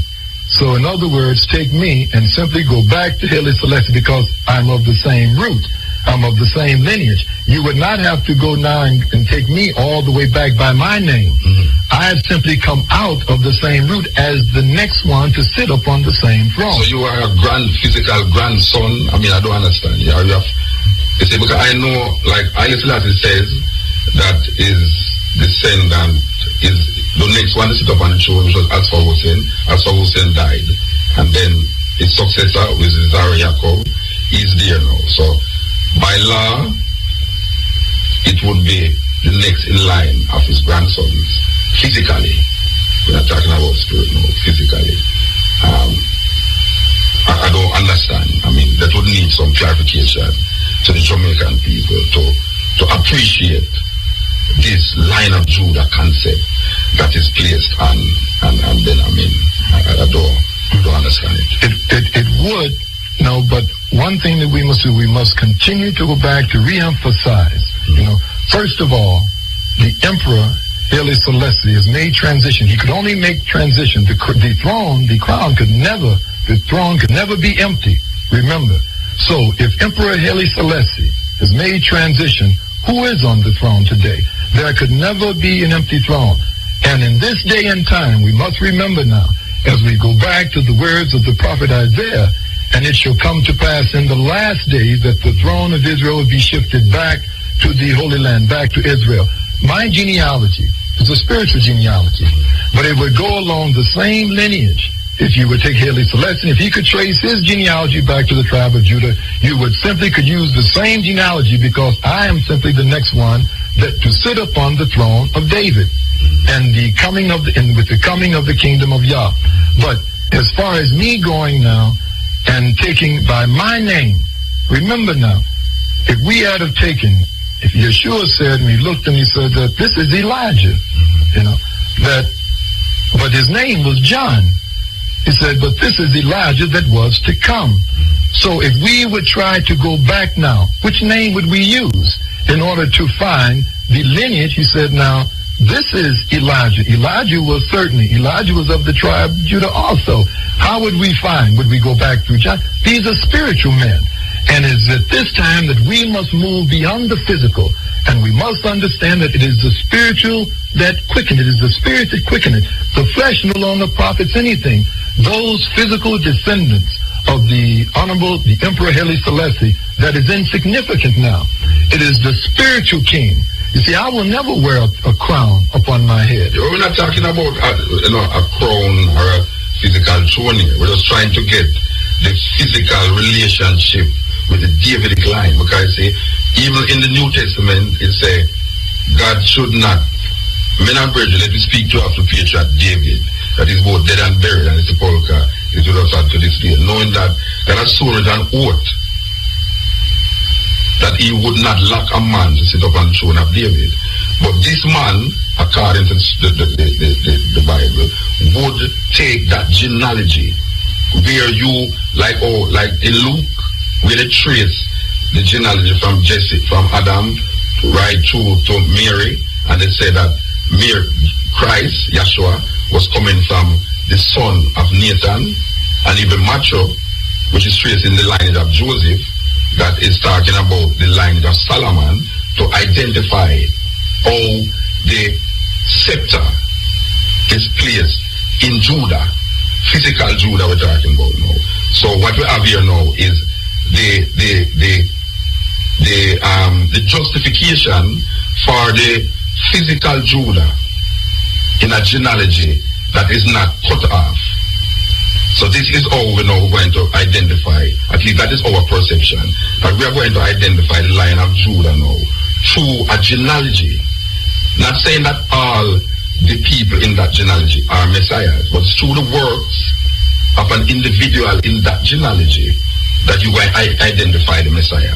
So we are identifying the Messiah now, coming through the genealogy of David, physical genealogy, but by the works of this individual through that genealogy, you will recognize the Messiah in that individual. So we would not look now on a white man to possess that genealogy, even though he might have the work, the spirit. But there's something about connecting the spirit and the flesh. So you can't just come now and say, through your works alone, you would be accepted as the Messiah. But there's something intrinsically, there's a relationship that we search for in the black man.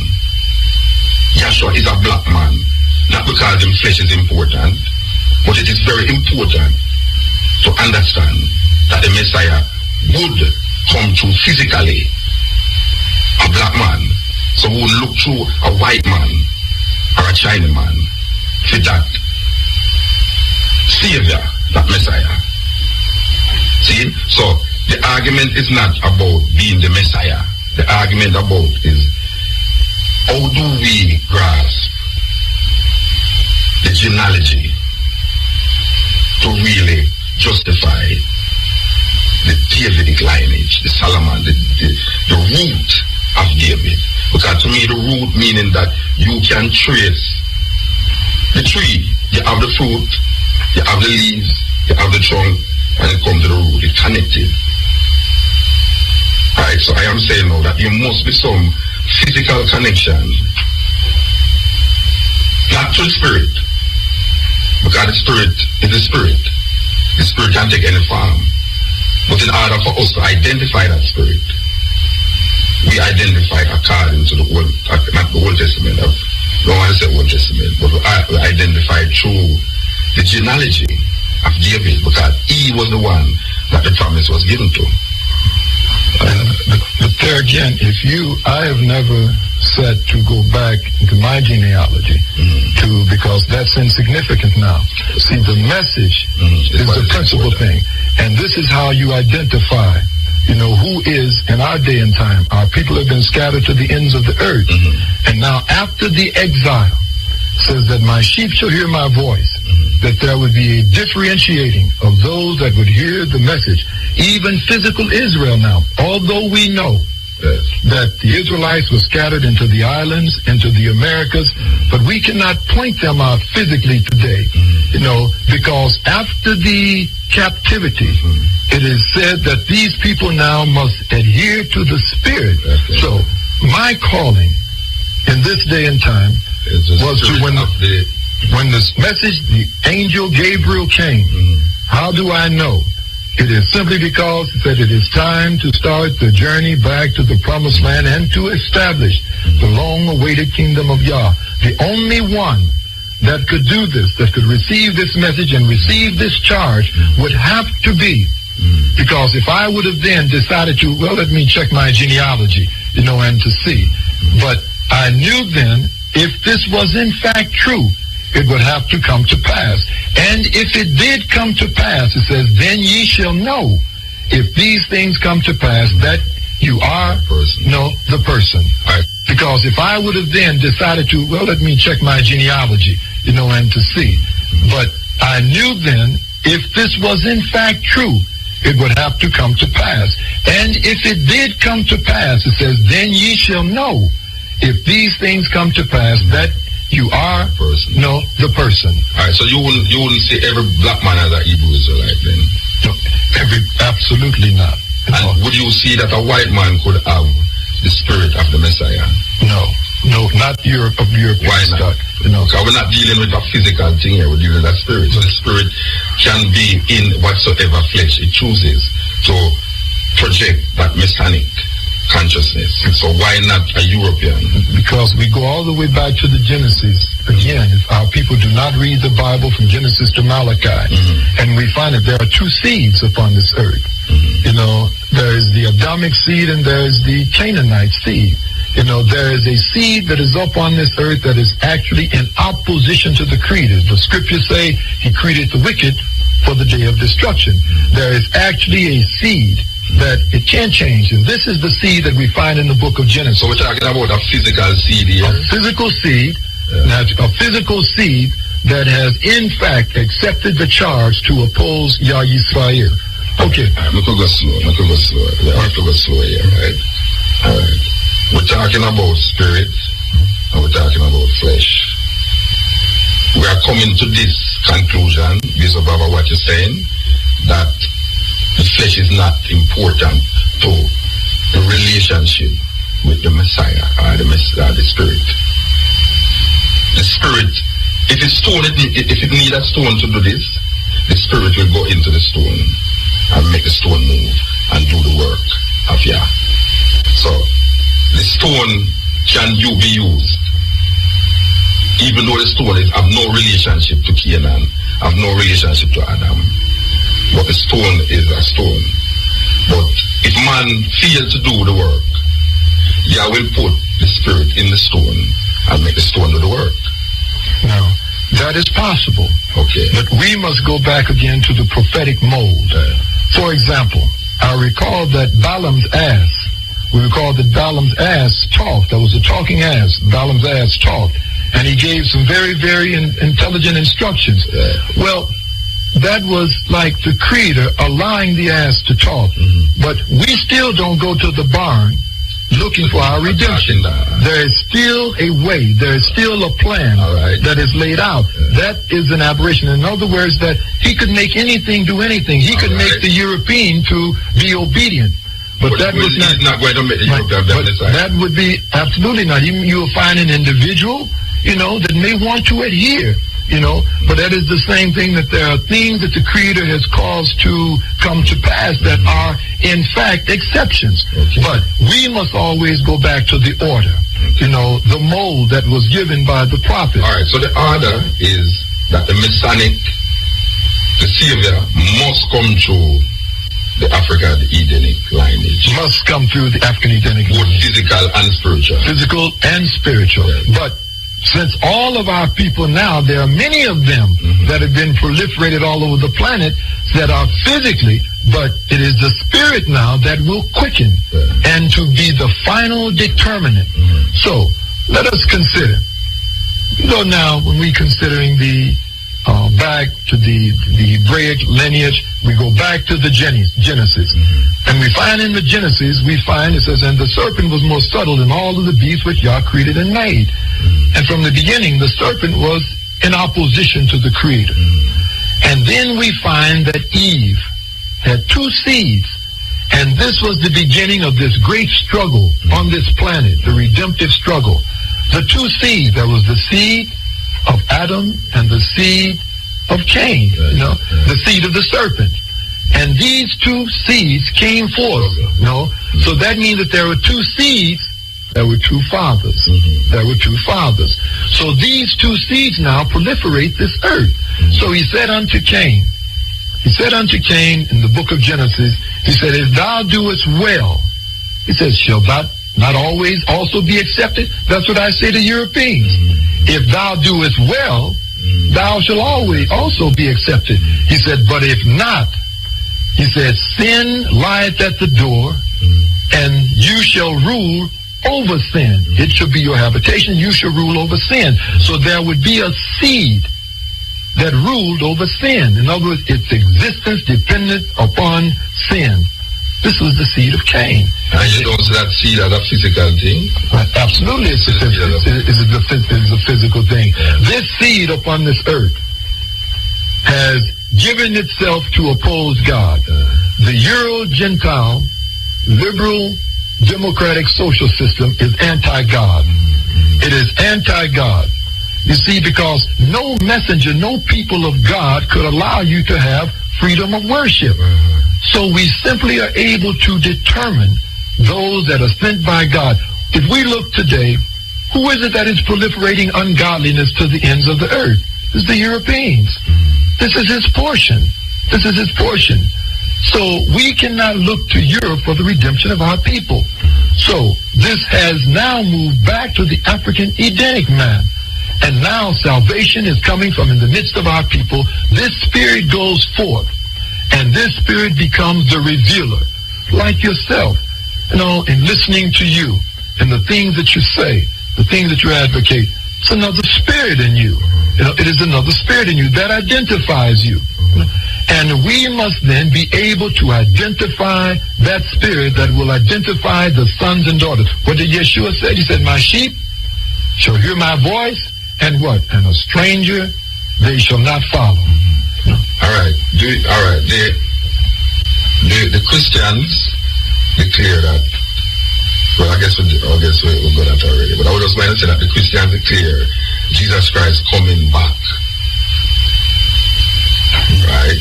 That is their perception. That this man rose from the dead physically and is going to come back to judge the earth and in some spectacular way make a new heaven and a new earth.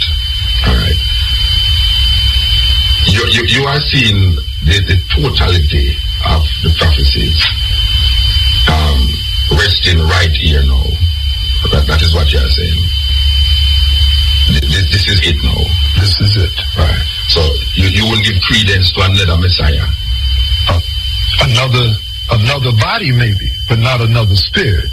But no, it's the same spirit. It's the same spirit. We understand the spirit, you know. We understand that it's one spirit. We understand that. But we just ask, you know, like all the Christians saying, it's the Christians still waiting on their Messiah. What I'm hearing is that this is where it is now. This is where absolutely. It is. So right. You wouldn't give credence to a next Messiah. I mean, not to a coming Jesus. Yeah, that's what I mean. You don't give the fact that Yeshua has already returned. So you don't believe that Jesus Christ rose on the day, Yeshua rose on the day? Well, there again, what we would do is go back to the Genesis. You see, there's a fabricated resurrection. Let's go back to the Genesis, to what I call the Genesis resurrection. You see, because in all of these things now, people's deception, the devil has deceived the whole world. And if he has deceived the whole world, these philosophies that he has proliferated, they are deceptive. So we go now back to the Genesis. We must go back to find the original death in order to find the original resurrection. You see, so we go back to Genesis, and we find in the 2nd chapter of Genesis that the Creator said, and he breathed into Adam the breath of life, and Adam became a living soul. This is our first contact with life in the Bible. Nothing to do with the seed of a man or the womb of a woman. This is your first contact with man and life in the Bible. Now, if he breathed the breath of life into Adam, what did he breathe into Adam?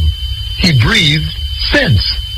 He gave him a mind, sense, the breath of life. And if Yah is one, whose mind did he give him? He gave him his mind for his environment. And he gave him the Yah mind. Then with the Yah mind, Adam was considered a what? A living soul.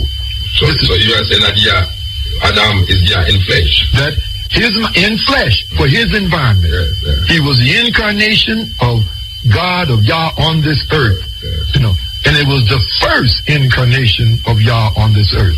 So he says that, and he breathed, and he gave Adam his mind, and Adam was considered a living soul. Our first contact with life, it all had to do with sense. Sense determined if you were living or if you were in the unconscious realms. So then our first contact with death in the scriptures, in Genesis. See, our people, because the book was sealed, they're not aware of these things, so they can't challenge the lies. So they've accepted superficial speakers of givers of mendacity. So, death says that of all the trees of the garden, thou mayest freely eat, but of the tree of the knowledge of good and evil, thou shalt not eat of it, for in the day that thou eatest therefrom, thou shalt what? Surely die. Nothing to do with a graveyard or a cemetery. That's our first contact with what? Death in the Bible. And both of these instances, life and death, was determined by knowledge. But the tree of the knowledge of good and evil. Knowledge of good and evil. You know what knowledge is? What did he breathe into Adam? Knowledge. Yah sense. Hands, how to work for Yah. Eyes, how to see and perceive for Yah. A tongue, how to speak for Yah. So, our first contact with life and death in the Bible had nothing to do with the graveyard. So now, that means then the original resurrection. Because we got to go back now. Now, how did you originally die? You died. What did Adam? Okay, let us proceed on to the 3rd chapter in Genesis. And it says, and the serpent approached unto Eve. You know, and he spoke, and he said, has God said unto you, of all the trees of the garden thou mayest freely eat? And he entered into a dialogue with Eve. And he said that unto Eve, finally he said that thou shalt not surely die. You know, says, for in the day that thou eatest therefrom, says, ye shall be as gods, knowing. There he was. That was the tree. He said, if you eat from the tree of the knowledge of good and evil, ye shall surely die. What happened? Eve took and she did what? She did eat. And she gave unto Adam, and he did eat. Both of them came under the influence, the satanic influence. And what happened?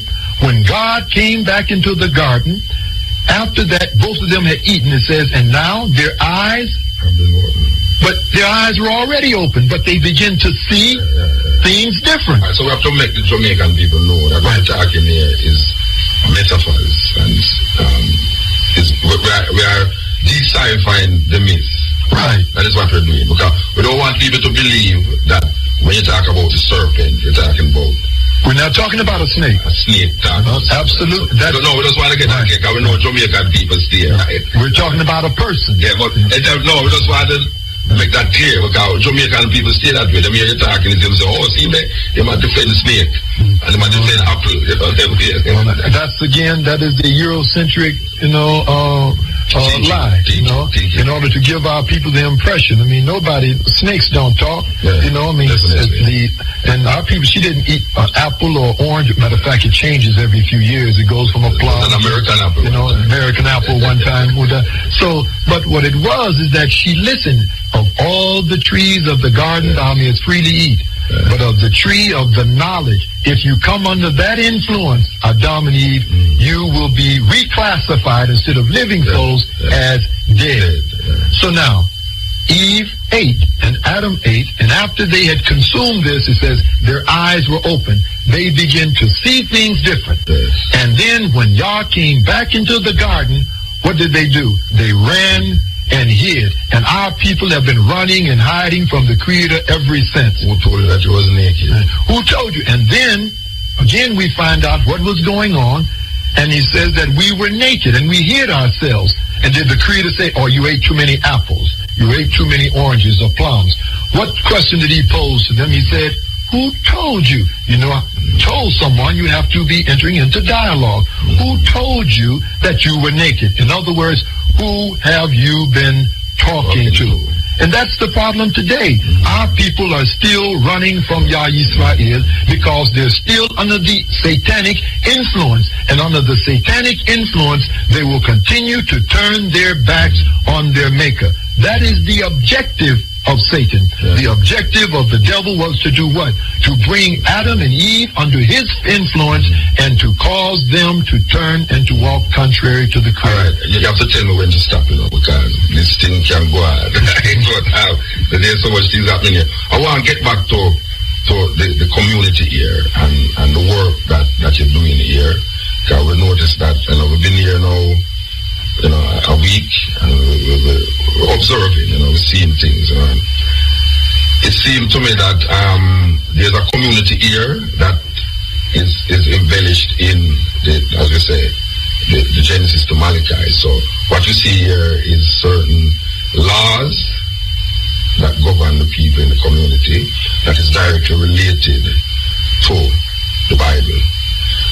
There's one here that we wanted to clear up with anybody who's listening to this.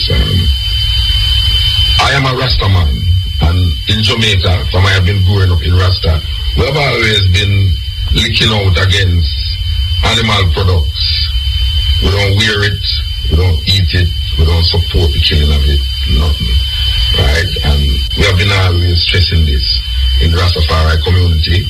We've been always saying the best thing, I remember there was a time in Jamaica when people used to say we're going dead. Rasta when I go dead, and then I'm pure kalalo and rice. And then I'm salt, when I'm dead, when I'm so dead.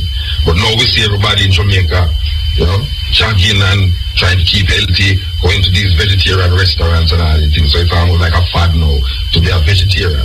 We come to this community and we see the man profess that. One of the things that attracted me with the two brethren them is the day when I went to visit them, I see all these health food on the table, and I said, yeah, this is my kind of brethren there. They have my kind of thing, So we come here and we see this now. The Old Testament, I'm going to say the Old Testament for purposes. The Old Testament declares Moses' laws. Moses is telling the people what to eat, what not to eat. I was listening to you today defining this concept, and you're saying that Moses is carrying the people through a stage.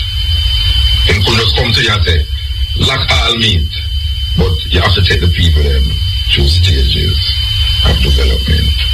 So now he's telling them this you must eat, this you must not eat. But it's not that he wants them to eat it. It's just that knowing the people mind, you would have to carry them to a level. Now we understand that clearly. experience of the people of Jamaica living here in Israel and living out that law. How you find that with the people who, you know, them just coming from America and it's like, you know, America sweet. Or you get it to be institutionalized in the community to the point where everyone accept this law. This is where we are at this stage of development of the kingdom of Yah. See that in the beginning there was this transition period, but now that's all our history. You see, there is no more transition from you can come now in the community and eat eggs because our people ate eggs for 5 or 6 years. We have grown beyond it. We're in another realm now, another dietary realm. When they come into the kingdom now, they must become vegans almost overnight because that's where we are now. Now, when they come into the sanctuary, now, as we teach in American places like that, they can have their transition periods in their own areas. But if they come into the sanctuary, they must now be complete vegans. And when you mention it's like veganism now has been becoming a fad, and that's what the Europeans will do. They will commercialize in order to remove the spiritual significance, you know, from it, and the fact that this was an original command from Yah Yisrael. So we go back and let us consider, you know, the reason why now that it is much easier for us to take our people through the transition than it was in the beginning. Simply because in the beginning, we just didn't know too much about meat and the dangers and the risks and the colon cancer, because it was the beginning. So we begin to cut back. We stopped eating pork. And I must share with you, I always share this with individuals, that in the beginning, we stopped eating pork. And at that time, we felt that we were the heroes of the neighborhood.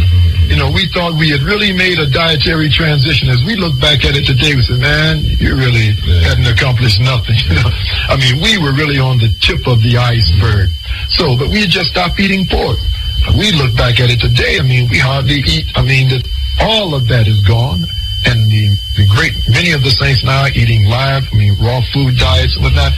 We've come so far, but it's been in measure. So, now, in the beginning, you know, we did not understand, so we did not know how to relate these things into our people to give them the strength to make the immediate transition. But we know that today. We went back now in the great revelations now that Yah Yisrael has given us. For example, we consider diet. In the scriptures, see, now this is the direction that we take, and it makes so much sense. The scripture says that man was created from the dust, from the dirt of the earth. So within that statement, there are two things that can be proved.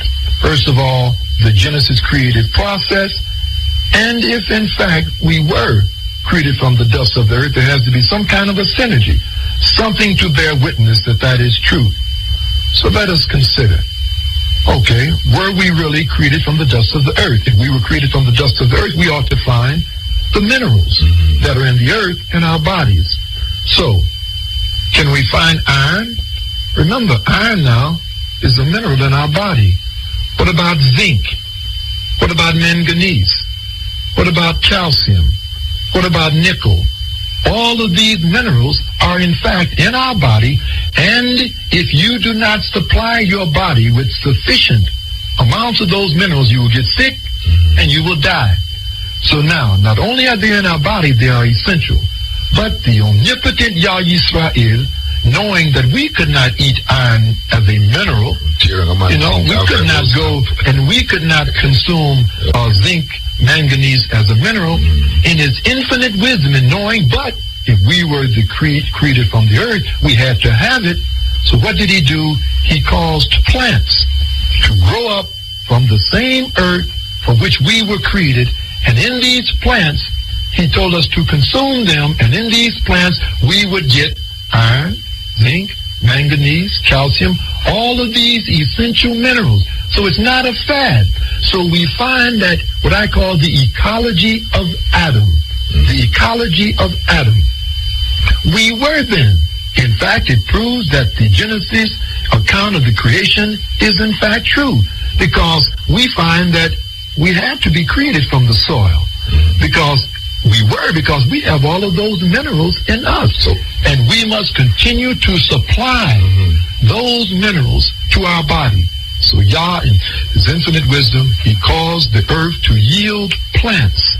So now, if we take that same plant and we give it to the cow, and then the cow has to process it, and then it becomes what is called a complex compound, and then you and I trying to get the same iron from the complex compound that has gone through the cow, you just envision what has to happen to our bodies.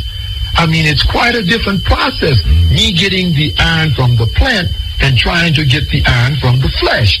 So, I cannot, my body was not made to consume that. Although I am aware that Moses gave in the law, he allowed them to consume certain meat. But our people were in a state of deterioration.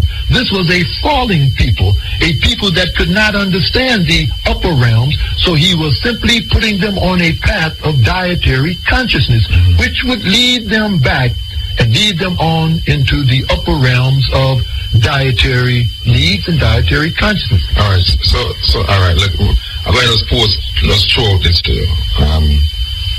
Animals. Why is it that animals eat flesh? Because the Bible says in Genesis that he also gave the herbs of the earth to the animals too. So what has caused the animals to go to this carnivorous thinking behavior? Because man became an enemy of the animals. So subsequently, the animal then became an enemy of man. No, not the animals eating man. The animals eating other animals. You have animals that just prey on other animals. Is this because of man? Why the animals? It is because of the evil that man has proliferated, even in the midst of... everything is in disorder today. Nothing is like it was. So we even find, but the promise is that soon it says the lion and the lamb shall sit down together and they shall consume straw. Everything today is under the influence. So you say every animal was made as vegetarian. Every animal, he would consume straw, the vegetables. He would eat also, of the herbs of the field. All right. There is. Would you consider the African Israelites patriarchal? Say that again. Would you consider the African Hebrew Israelites patriarchal? The community here. Right. We're patriarchal. But again, that once again our sisters must understand that we have simply gone back to the preferred order of Genesis. It is not oppressive, it is not regressive. We go back to the order of Genesis, the creation in Genesis. We find Yah creating Adam from the dust of the earth in his image. Why didn't he create Eve from the dust of the earth? He certainly was qualified and capable, but why didn't Yah Yisrael create Eve from the dust of the earth? But Eve was taken from Adam. All right, tell me why. So, and we will get to that. But Eve was taken from Adam. It was simply a message unto the sisters that what? You are a byproduct of man. Man is the source of your existence. Now, this does not mean that she becomes a second-class citizen, because we go a step further and we find that then the man and the woman come together to create children. And the children then are told that honor thy father and thy mother. So it is simply in order. It is simply for the woman to understand. You see, and this is why that the Europeans all over the earth, whenever they moved in to conquer our people, they would always, from the Genesis, the devil has always been a coward. He approached who? He approached Eve. He approached our woman. And our woman allowed him to turn her against her man, not understanding that without your man, she is weak, she becomes helpless, and also vulnerable before the adversary. Because the message of Genesis is that the man is the source of the strength of the woman. And so we find, and for example, we even take the English word there, that I said that woman is a derivative of man. That's the message that the Holy One of Israel is delivering to our people. Woman can be a queen. A queen is a derivative of a king. What is wrong with being a queen? A queen is not a second-class citizen, but a queen is a derivative of a king. So simply we say to the sisters, if you want to be a queen, find you a king. We say if you want to be a princess, find you a prince. It's a derivative of a prince. And we're not talking about our sisters don't walk behind us. They walk right beside us. But it is simply an understanding that a woman in the kingdom cannot be a man, And a man cannot be a woman. There is a place for everyone in this kingdom. So we go back to the order. Yah created man in his image from the dust of the earth. Woman was taken from man. So man, woman's existence depends upon the existence of man. So the Europeans, all So down... the man don't depend on the woman to exist. Right. The man has to keep his hands in the hands of Yah. The woman has to keep her hand in the hands of man. And children, honor thy father and thy mother, that they may prolong your days on the land which Yah Yisrael has given you. But the Europeans, right down to this very day, when they come in and attempt to neutralize, to conquer a people, they always come in and turn the sisters against the brothers. And our sisters have been very gullible, not understanding that if you destroy the man, you destroy yourself. For according to the order of Genesis, without man there can be no woman. And you don't give credence to the oldest fossil of the human being a woman. No. You don't give credence. The spouse will have, according to the Genesis, creative order. I know, but they found Denkenesh. I don't know if you know about Denkenesh. Denkenesh is the fossil of what they call Lucy. They found it between Kenya and Ethiopia. That they said this is the oldest bones of human existence. You don't give credence to that. No, if they keep digging, they'll find more. They will find more. They will find more. So you will never agree to that level. You don't believe that. All right, we understand that it's patriarchal. We don't have people go further. All right. So now the patriarchal society decides that a man must have more than one woman. No, it is allowed within the laws, but the man has to decide that for himself. Okay. But it is the law allows it. Allows for a man to have up to 7 wives. All right. Explain how that works in this community. How does a man go about this? Maybe I should have asked the woman. I don't know. Maybe I should have asked the woman. Explain to me. Well, there's what we call divine marriage. And divine meaning in a manner that is pleasing unto Yah Yisrael. So what it is simply that we go back historically, in the history of our people, and we find that this isn't something that began with us. As a matter of fact, the great majority of African Edenic people the earth over, they practice polygyny. This isn't something new. It only became new once it was opposed by the European because he couldn't control his woman. We never had any problems, with the man having more than one wife until the European influence came in the midst of our people. This is as old as Adam. This isn't new. The children of Israel were born from 4 women. That we go back and we find that all of these myths that have been proliferated in the midst of our people are to continue to the things that are needed in order to support it. For example, if we consider, that our sisters must keep nida, and that means that during the cycle of menstruation, when she's in her menstruation, that she's not allowed into the kitchen, she's not allowed to cook, there's no physical connection between her and the brother. So that means that another sister, whether it is his wife or not, has to come into the home. So the social system requires that a woman become comfortable with another woman coming in and taking care of her family. But this relaxes her. But it makes her see her sister in another light. But a brother is allowed to pursue. But we have a very strict marital system in the kingdom, because an individual is allowed 7 wives, but he has to go through many, many channels in order to take on another wife. First of all, he has to go and to seek permission from the father and the mother if he is allowed to pursue the sister. If they do not agree, then he cannot even pursue the sister. If he feels that it is just being selfish, he can continue to pursue it and ask the priesthood if they would talk to the father and the mother, to see if, in fact, they can convince them to allow him to pursue. Suppose the father and the mother is in America. Then the sister comes under the influence of the father of the kingdom. She would come under the influence of the brotherhood. She would come under the influence of the priesthood, or under the influence of the father himself. But nevertheless, all of these things, are written in the law. This isn't something that we have created. No, we know that. Our sisters must find comfort again, with the man being able to pursue and to take on more than one wife. This is not to denigrate her, to make her anything less, because you can't take, any of the love from a man for the love that he has for a woman. That all of the love that he has for this woman will always be hers. He's not sharing her love. Her love is always hers in totality. If he takes on another woman, then he has to give her the love that he has for her, not to take from the love of that woman. The woman all seems to sometimes to feel that, well, I'm going to lose something. You're not going to lose, you're going to gain. It is our social system. It does allow, but then after it is approved, then they must go to the priesthood. And there has to be what we call mikudeshet sittings, at least a minimum of 10 for a minimum of 70 days.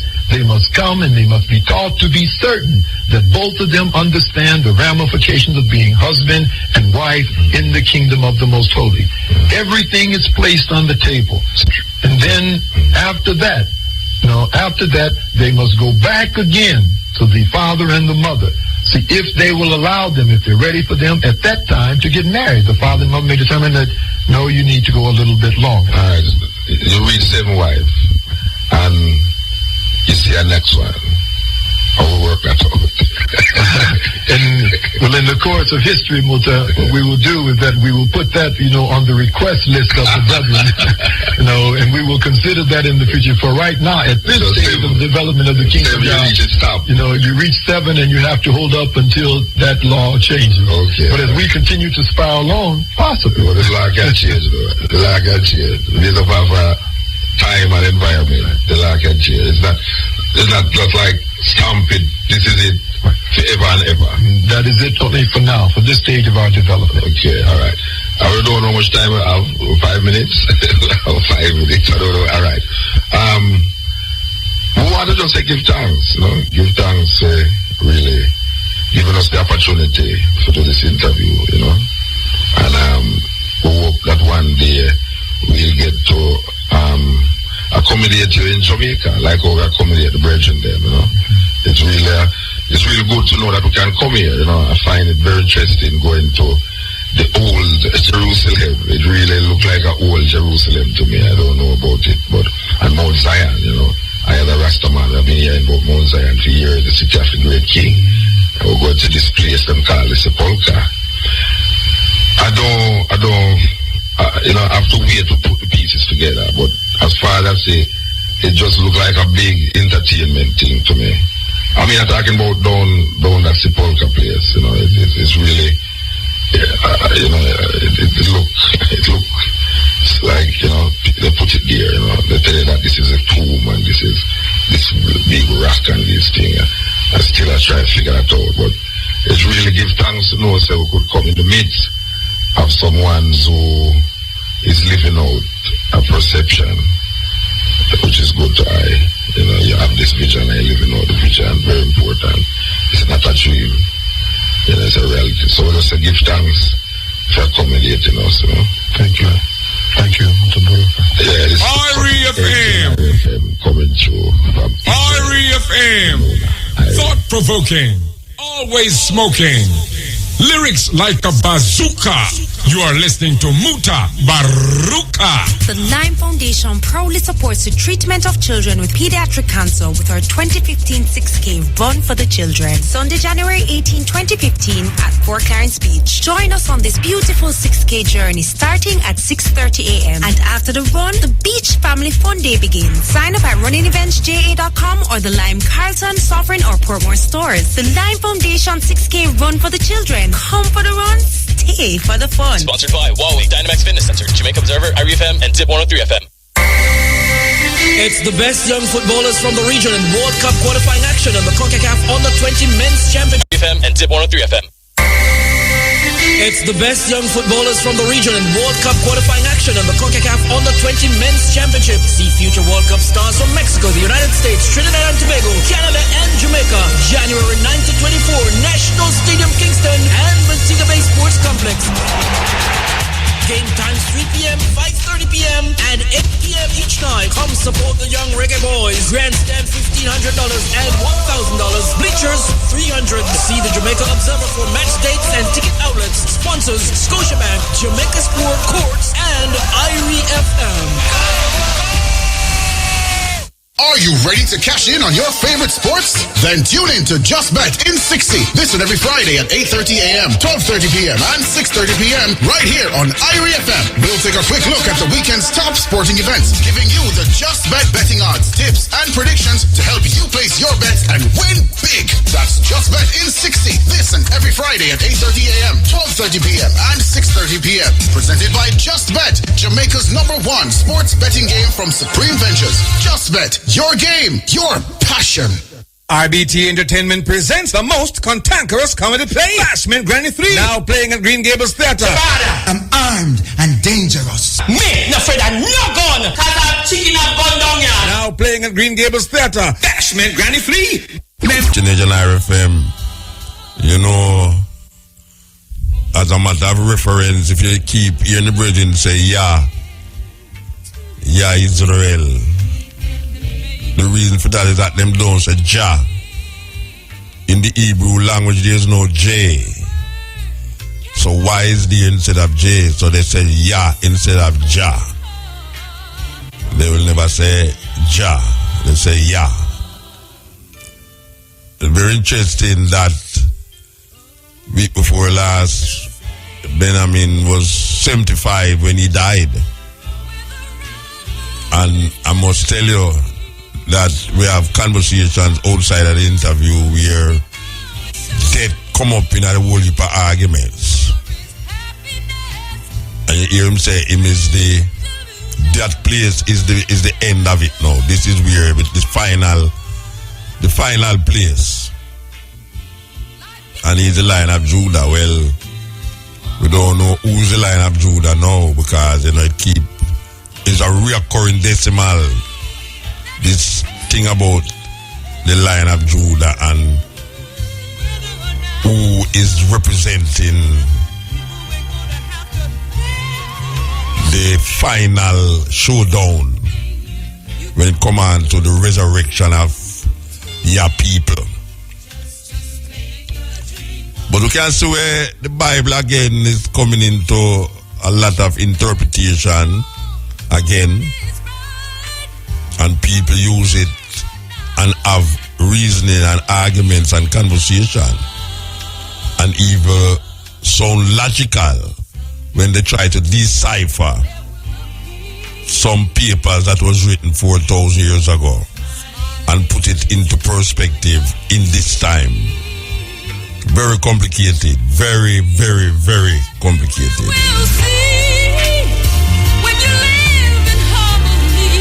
There. Today is what? It's 7. Today is Thursday now. Yeah. We have little more from this. Why I remember say little more from this is the stepping razor, the art of war. And this program is from 2 to 5:45. Without a doubt. 2 to 5:45. And this is the first cutting edge for the year. Yeah, the first cutting edge for the year. And we promise you that it is now sitting into the 25th anniversary of IRFM. And we have been here 23 years. Well, I tell you, I'm going to write it by my back, you know. I'm going to write it by my back. They are here for 23 years. I talk to the people, them. And now we see where cutting edge is viewed, listened to by people in 159 different countries. 150, this is the statistics given to me out of England and published 24th of December 2014 that cutting edge is viewed, listened to in 159 different countries. So it's not a simple thing I go on here, so on Wednesday night. Not a simple thing. But we want to get back to the philosophy of what we call the 12 tribe and the relationship as I see it with Benjamin Group where the argument of the line of Judah is concerned, where the line of Judah, as it is related to the Ethiopian documents, the Ethiopians say them emperor descended from the line of David, thus the line of Judah. And when you read the Bible in the Revelation, you see the line of Judah mentioned and the throne of David. Well, this man recognized and said that the throne of David is not a physical throne, but is he who does the work to revive Israel in the land. He who revived Israel in the land is recognized as the Lion of Judah. That is where him say. Now, brother, I got to tell you that Haile Selassie is the Lion of Judah, but there is one to come that to sit upon the throne, and that one is Jesus Christ. And he's the one who's going to take, well, him is the final authority, Jesus Christ. In our way, this man Benjamin almost like him has say, him, the prophecy in pan. But we know that a whole heap of people come in that name already over the years, over the hundreds of years, and says them fulfilling that. You know, just like hundreds of youth in the early 60s, late 70s, early 70s, late 70s, did follow 12 tribe of Israel. Well, follow federation, sorry. And when the legitimacy of the federation was in question, God weave out of that and weave into a biblical pronouncement that we no longer want to see ourselves as the Ethiopian World Federation, but we want to see ourselves as the 12 tribes of Israel. And then now him set up certain principle. And one of the main principles is to designate each person to one of the tribes of Israel. Not recognizing it like, other Rastas did see it, or even the Hebrew Israelites did see it, as what we call Judah, the house of Judah. So you follow the line of Judah, you say you're the son of Haile Selassie, so you must be Judah too. Him never see it that way. Him seen say, the Genesis 49 and the relationship between the astronomy, because I'm still going to astronomy, because what it is that Israel came out of Egypt. By the way, did you hear that they banned the movie Exodus out of Egypt? Yeah, them banned, just like the interview a gone on a fire. The movie named Exodus, the new movie Gods and Kings, or Kings and Gods, is banned in Egypt. Because the Egyptians said, no go so. I tell you, assault for people culture by Hollywood is a serious thing, you know. Assault and people culture by Hollywood is a serious thing. But the idea of Israel coming out of Egypt that's why they call it Passover, you know, in the month of Abib, the first new moon in the month of Abib is recognized as the beginning of the naming of the tribes of Israel, according to Brother Gad. And then carry through a lengthy process to start from Reuben, go right down for show you that each person, if you're born on that month, you is part of that tribe.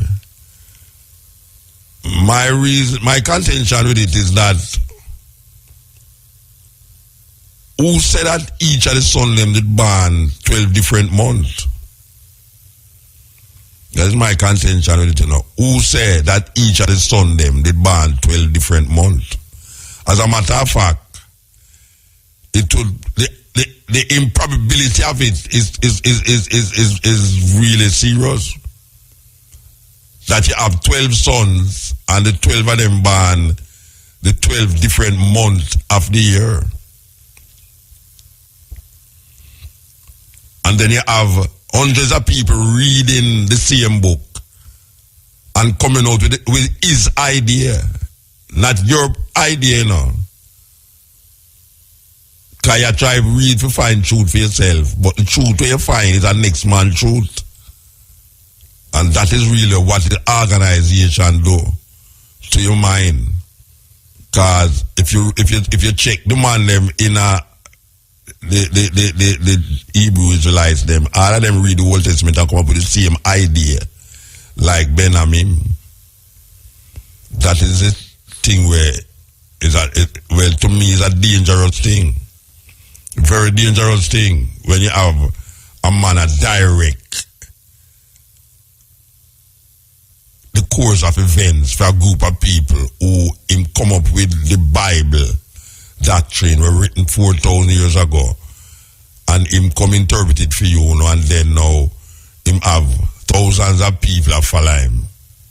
And when him dead, there is almost a kind of doubt that farm, and you have to be on a strong footing, you know, because I don't know how, and I think I'm going to have to go get an interview now with where is now the Hebrew Israelites position.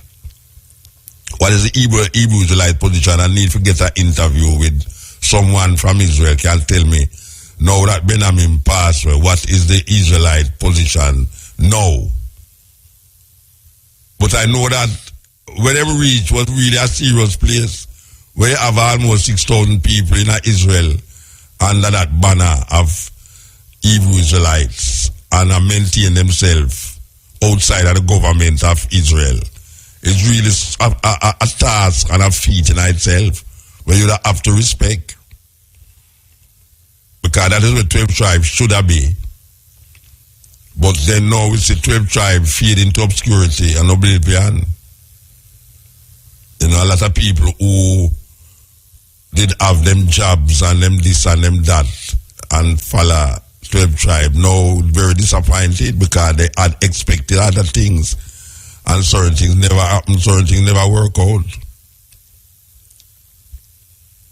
A lot of ones pass remarks that them get disappointed in that. But life goes on, and Rastafari continue the movement, revolutionary movement to liberate the minds of the people, them African people from colonialism and white supremacy. And we know that one of the things about white supremacy is that it maintains itself in a religion. And religion is one of the main things that them use for oppress we. Because the man did say the greatest weapon in the hands of the oppressor is the mind of the oppressed.